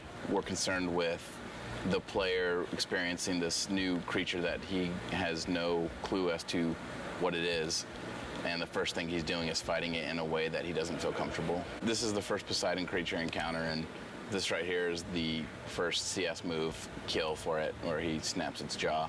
And at this point, the creature pulls away through Gaia's arm. Kratos attaches to him, and then as the creature's falling, he jumps off. He'll transition onto Mount Olympus. The Poseidon encounter is very much like you're riding the Colossus from God of War 2, and you're fighting the Hydras on top of the Colossus. It's kind of incorporating all of those elements that worked really well in the previous God of Wars, but also raising the bar because it's even more epic than could ever withstand before. This is what I was delivered, the thing you encounter within 5 minutes of starting the game. This is essentially a rough version of the model. It's a pretty good start. It's got all the features like this stretchy tail, which is pretty cool. It even has stretchy neck, which lets me do some crazy stuff with it. Since this creature is supposed to be made essentially out of water, he needs to be fluid and flexible. Then he's got this trident section back here. He uses that to maybe discharge lightning at the player or, do something very Poseidon-esque. This is the scene with Gaia and the tentacle creature and Kratos. And you may ask, where is Kratos? Well, he's in here somewhere. He's this little tiny dude right here. There's Kratos. I see him. So you can imagine trying to get the camera in here in the right place is kind of a challenging task. Plus, the floor is Gaia, and Gaia's moving around, so adds a lot of complexity just to the elements of trying to get everybody lined up. You encounter this beast multiple times, so you fight him first and you wound him and he retracts away and escapes, and then you come back and then he's on another point in Gaia. And then finally you realize that wasn't even the monster, that was just a small piece of the monster. And you get up to Gaia's head, and that's where you encounter the full force of Poseidon. This is the actual Poseidon creature. This is Gaia's head here you're standing on. This thing has 10 arms and legs, kind of, and then it's got 3 prongs on its back. It's also got well over 20 controls just in its spine. There's a lot of stuff going on. He's busy. But that was my first initial impression, was there's a lot going on with Poseidon. The more I think about him, the more epic and grand, why not? I mean, that's kind of like a God of War boss will be, especially when you're dealing with pieces of him as you go through, and then when you come to the very end, being able to see the full glory of him and just realizing, wow, that's just a little piece of him here, and that's just a little piece of him here, and getting to the end and going, wow, he's huge. And that should be pretty epic, being little Kratos on Gaia, a Titan, versus Poseidon, a god, and they're both huge, and you're just this little guy in the middle of it that's really going to change or determine who's going to win that outcome. Michael and I have been working on the Poseidon boss battle for a couple months now, and we've been working through the progression for the whole fight, working with Justin as well on the level design side. We're trying to get the whole layout so we have a bare-bones skeleton of how things progress. It goes back and forth to have an interesting pace to the beginning of the game. We're in the first encounter of the Poseidon boss fight. We've already seen the creature come out. Poseidon boss battle is definitely something we haven't done before. There is concern, but I wouldn't be happy if we weren't concerned. There's no challenge there. And what we want to do is make something that really surprises people and really gets people excited about the game. This is the initial CS move, the first CS move you do in God of War 3. Kratos is going to wrap his chains around the bottom jaw of the Poseidon creature, and then eventually rip the jaw off completely. It's better than over here, which was the initial placement. Boob Valley. When you're a little short, but when you're down here, it's kind of distracting. Initially, we had Encounter 2. The creature was coming directly out of the center of Gaia, and you see two gigantic mountains and the creature right in the middle of Boob Valley. Everybody giggles when they saw that. So that wasn't what we were going for. Not at this portion of the game. We're not looking for laughs. We have the creature now coming out of Gaia's neck, and Michael came up with the idea of one of the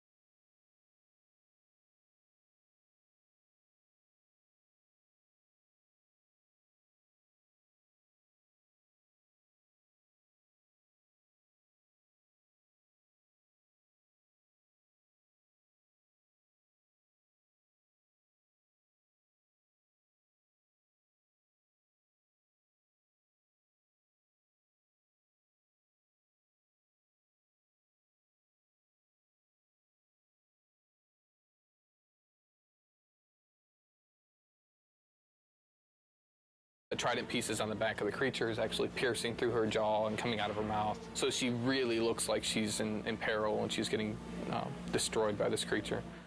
From the get-go, I came up with the idea of doing the first-person kill and giving a new perspective on Kratos' kill sequences, and Michael took the idea and ran with it. When you defeat Poseidon as his horrible watery self, you corner him down here in his humanoid form, and that's when you have to kill him off. Immediately, everybody was just like sold once they saw it in game. Yeah.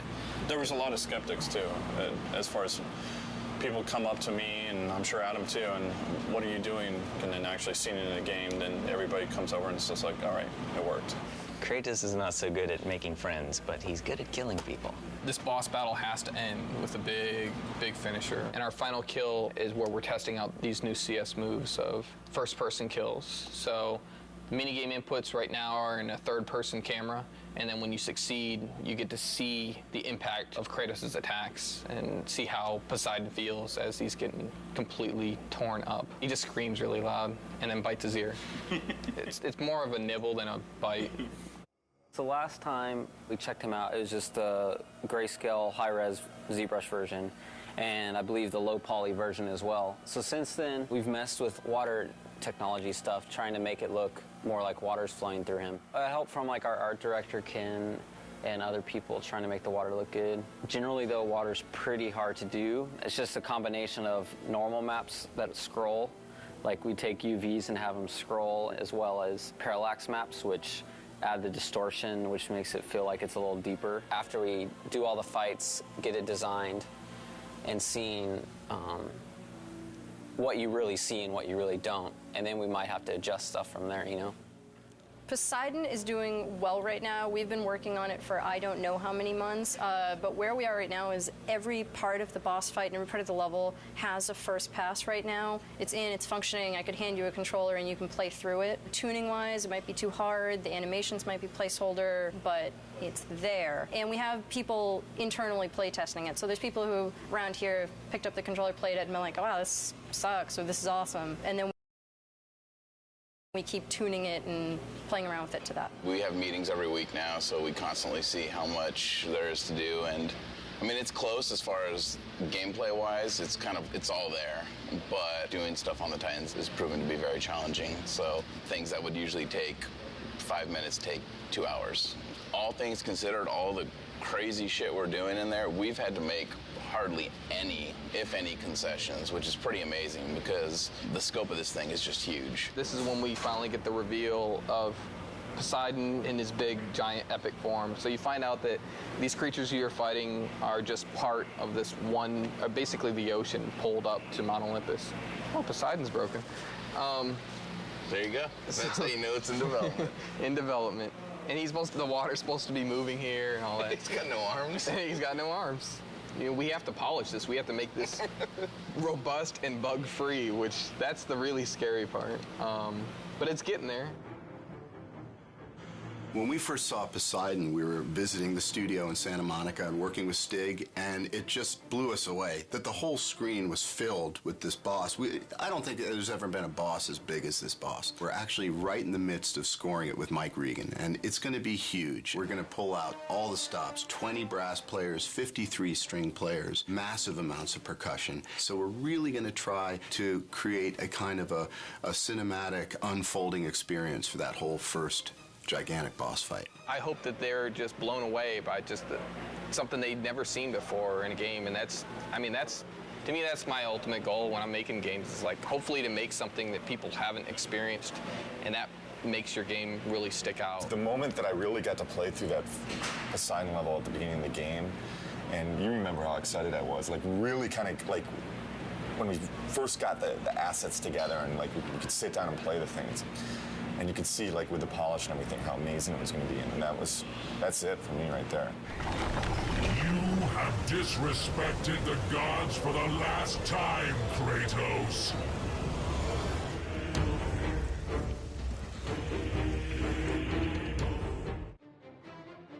The God of War 3 music production plan is pretty extensive. Today we're working at Skywalker Sound in Marin County. We're working with the San Francisco-based musicians from the San Francisco Symphony, the San Francisco Opera, who are phenomenal. We're really fortunate to be working with legendary engineer Leslie Ann Jones. Tim Davies has orchestrated everything, and he's conducting from the podium. That's pretty sweet. He really knows the music, and he really puts his all into interpreting what the composers are after. Really pointed. Give me that nice pop on the end of each group. Here it is.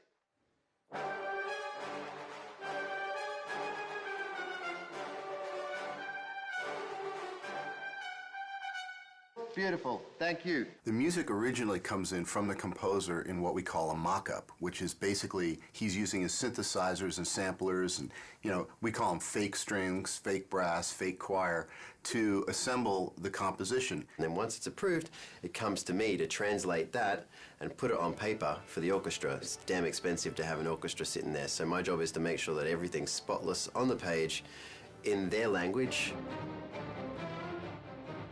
When dealing with an orchestra as a conductor, I think 75% of it is your rapport and how you can interact with the musicians, getting them to do what you want in a highly stressful situation, making it lighthearted enough that no one freaks out, but you got to keep it moving. Give me everything you've got on those crescendos at the end of each phrase.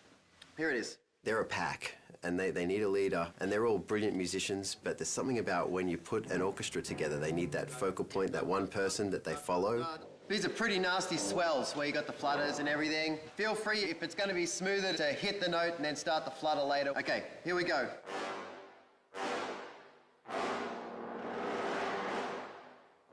They can smell when you walk into the room if you can do it and if they're going to go with you. I've been lucky that, you know, they like me and I've been here a lot to the ranch to conduct. And, you know, it works really well and they're a great orchestra.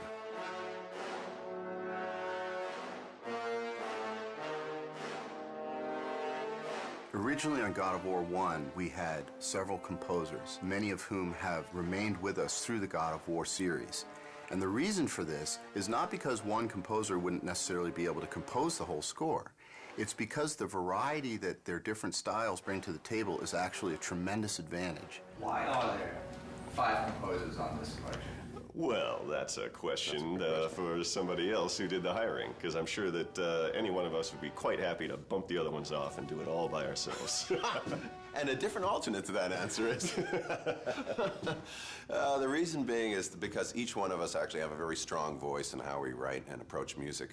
But generally speaking, we don't clash in styles, and therefore what ends up happening is a happy salad of the different styles that we all bring to the game, but essentially we actually work very well together as a team. Sitting with Stig and sitting with the whole Sony crew who have they have this thing in their minds called God of War. It's an entire world. It goes beyond just characters. It's a whole, they know how they want everybody, they want the players to feel.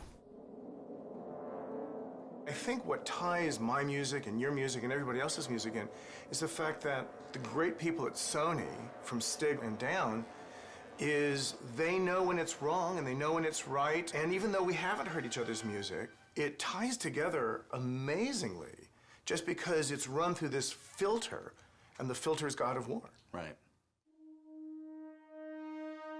One of the great things about scoring for video games as opposed to film is that there's a tremendous amount of freedom. I'm not constrained whatsoever by any convention at all, because I think a video game is not a film. And since we're not restrained by anything that's happening at any particular point in time, it's quite a free world to actually envision what you want to write and see it through to the end. The music actually is not only on a par with film, but in some ways surpasses most films. There's almost a requirement, certainly an expectation, that there be experimentation and innovation in video games, that the music is somehow striving to do something new and something really fresh and powerful, which isn't always the case in film.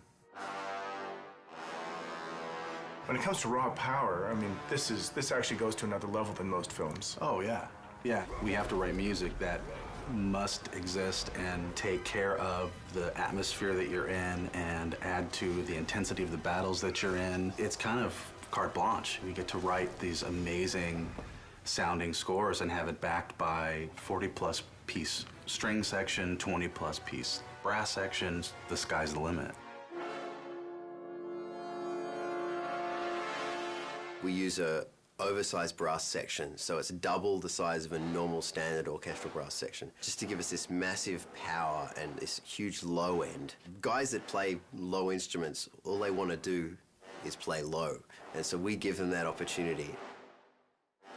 You get to unleash and not hold back, because the game never holds back, never. I talked to the orchestra and I said, if you have any moment that you have all of a sudden a feeling of lyrical beauty coming your way, ignore that completely and just go for the brutal, brutish, aggressive mentality of this score, and you'll never go wrong. That's hugely fun. Yeah. And it's so much more fun to write bad music than to write, good music. This is one of those games that actually lets you go all the way to the end of how big could it be, how nasty could it be. And it's great to do that. Of course, at the end of it, you just want to do a romantic comedy with some clarinets and...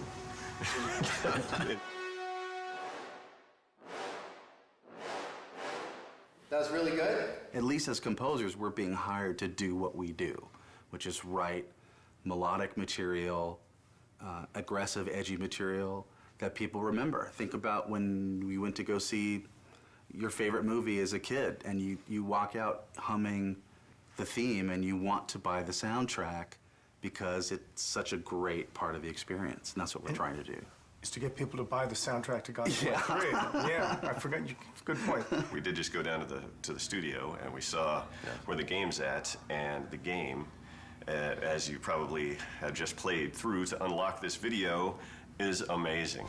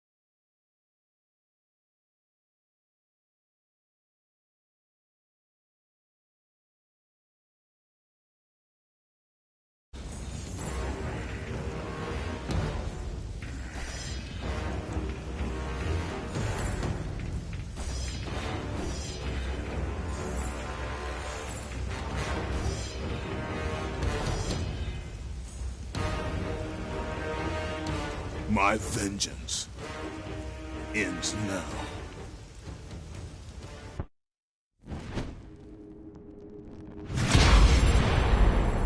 My brothers, we were forged in victory.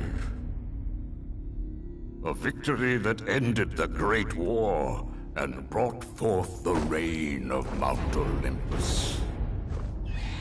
Born from the depths of the underworld, rooted in the river of souls, our mountain emerged out of the chaos. As it grew, so too did the might of the Olympians. He created a world of peace, a world of prosperity, a world that lives in the shadow and safety of my mountain. A mountain that has come to be the absolute measure of strength and power.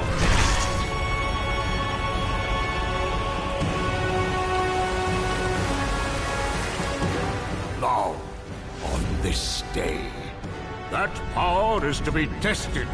The mortal Kratos seeks to destroy all that I have wrought. Brothers, put aside the petty grievances that have splintered us for so long. We will unite. We will stand together. And I will wipe out this plague. Olympus will prevail.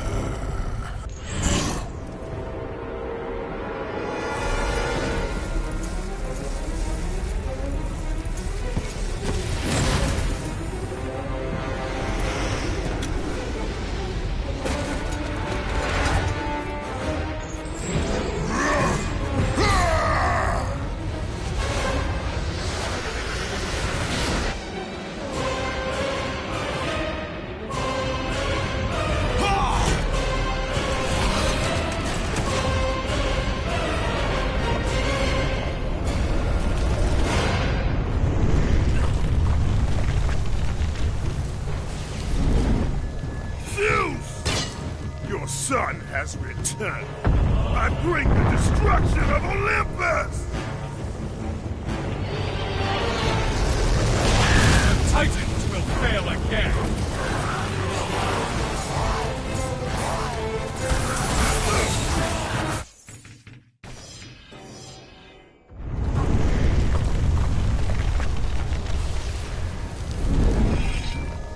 Zeus! Your son has returned. I bring the destruction of Olympus! The Titans will fail again!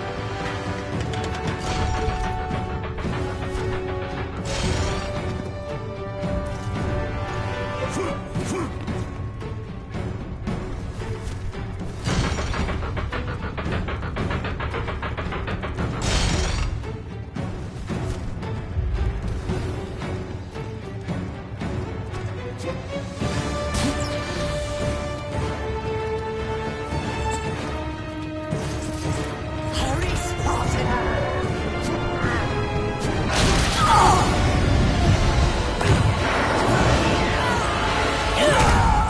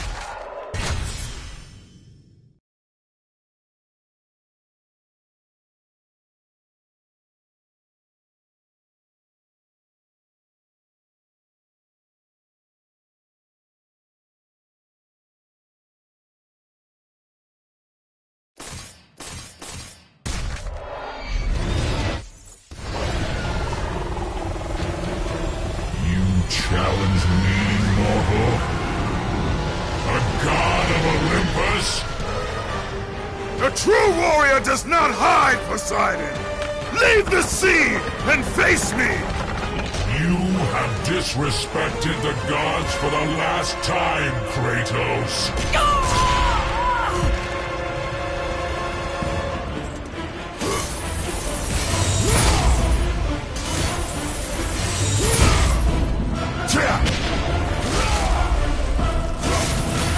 I will leave nothing of you in my wake.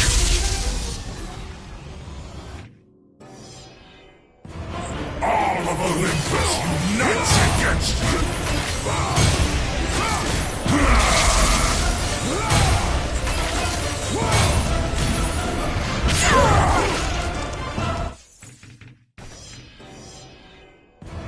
Atlantis will be avenged!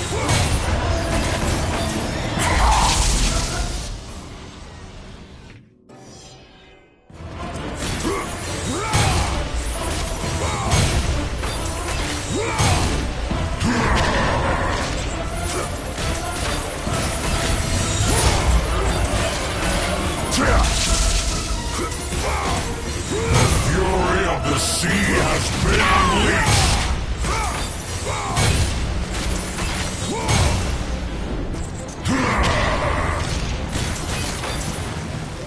I will leave nothing of you in my wake! Kratos, jump to my hand!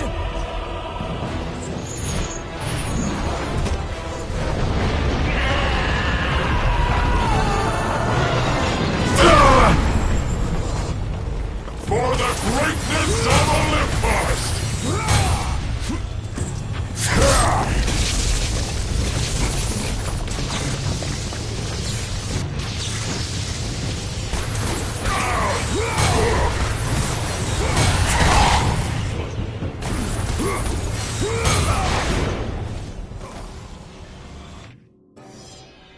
You will fail.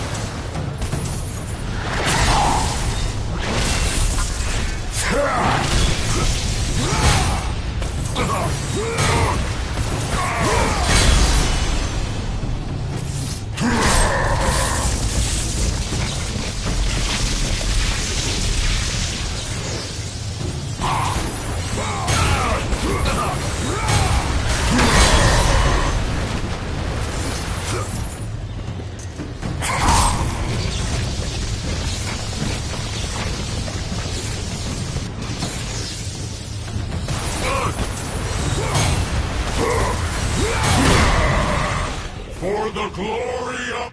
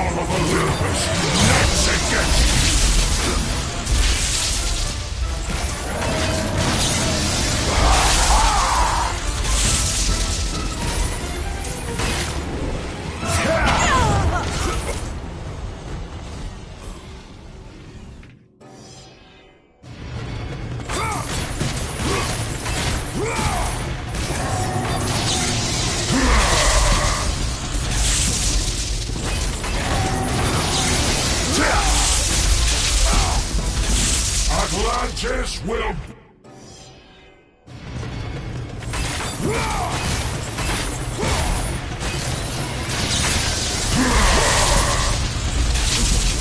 I will leave nothing of you in my wake.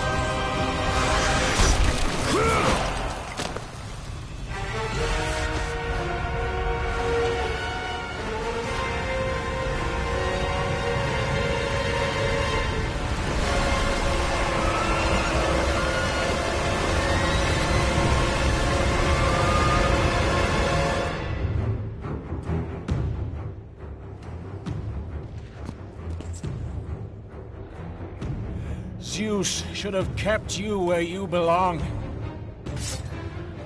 No matter how many gods fall, there will always be another to stand against you.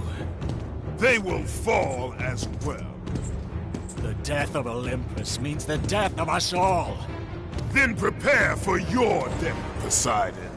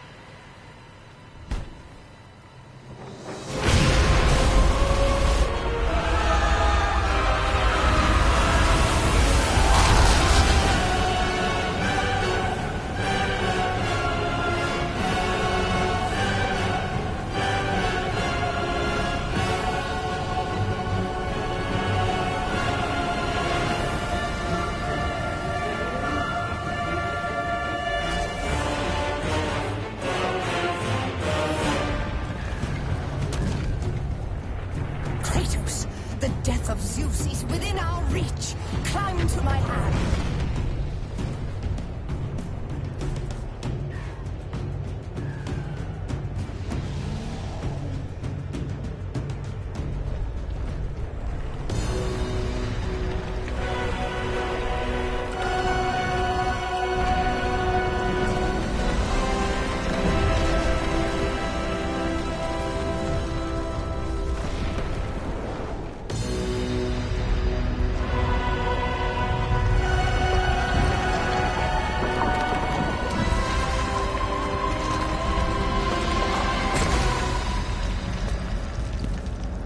What will you do, Father? You can no longer hide behind the skirts of Athena. Athena is dead because of the rage that consumed you, Kratos. What more will you destroy? The hands of death could not defeat me. The sisters of fate could not hold me. And you will not see the end of this day. I will have my revenge! Excellent, child! I will tolerate your insolence no more!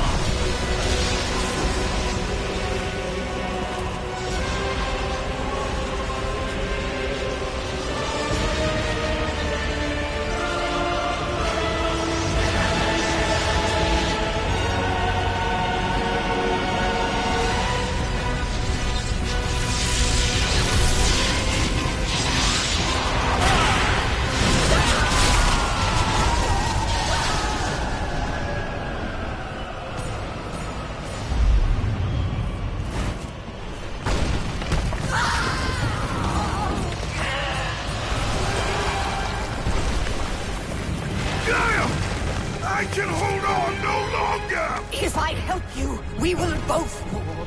Even now, Zeus gains. The destruction of Zeus is why you saved me from death! I saved you to serve the Titans! Do not deny me my revenge! Listen carefully, Kratos. You were a simple pawn, nothing more. Zeus is no longer your concern. This is our war, not yours! Gaia!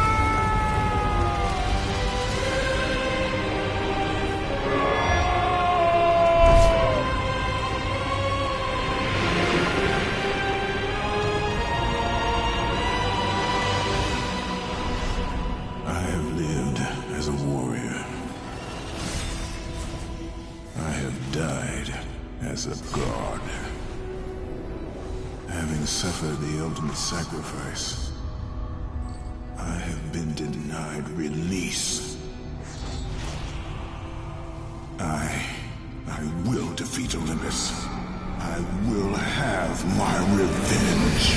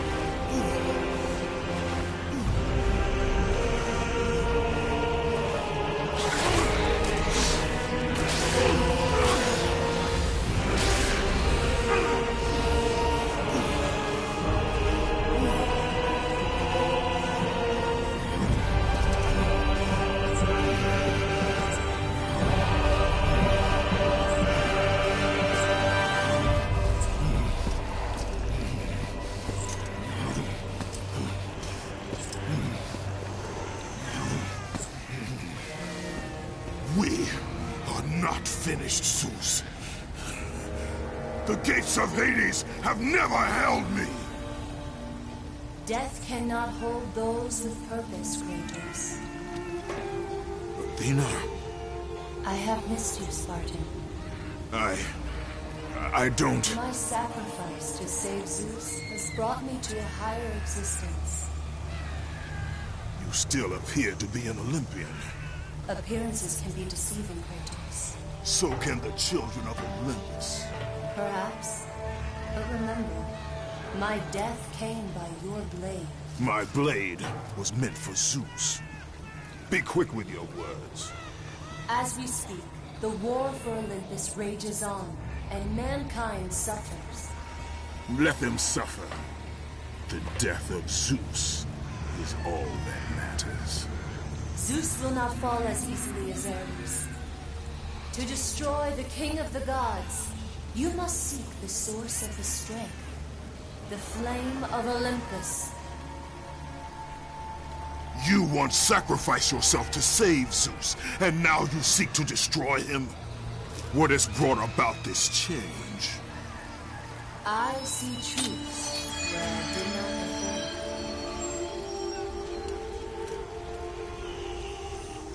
Perhaps these will earn back your trust.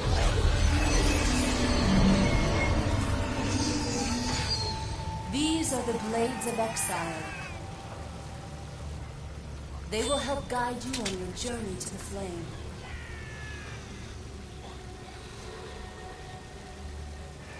Remember, as long as Zeus reigns, there is no hope for mankind. Destroy the flame, Kratos, and the very foundations of Olympus will crumble.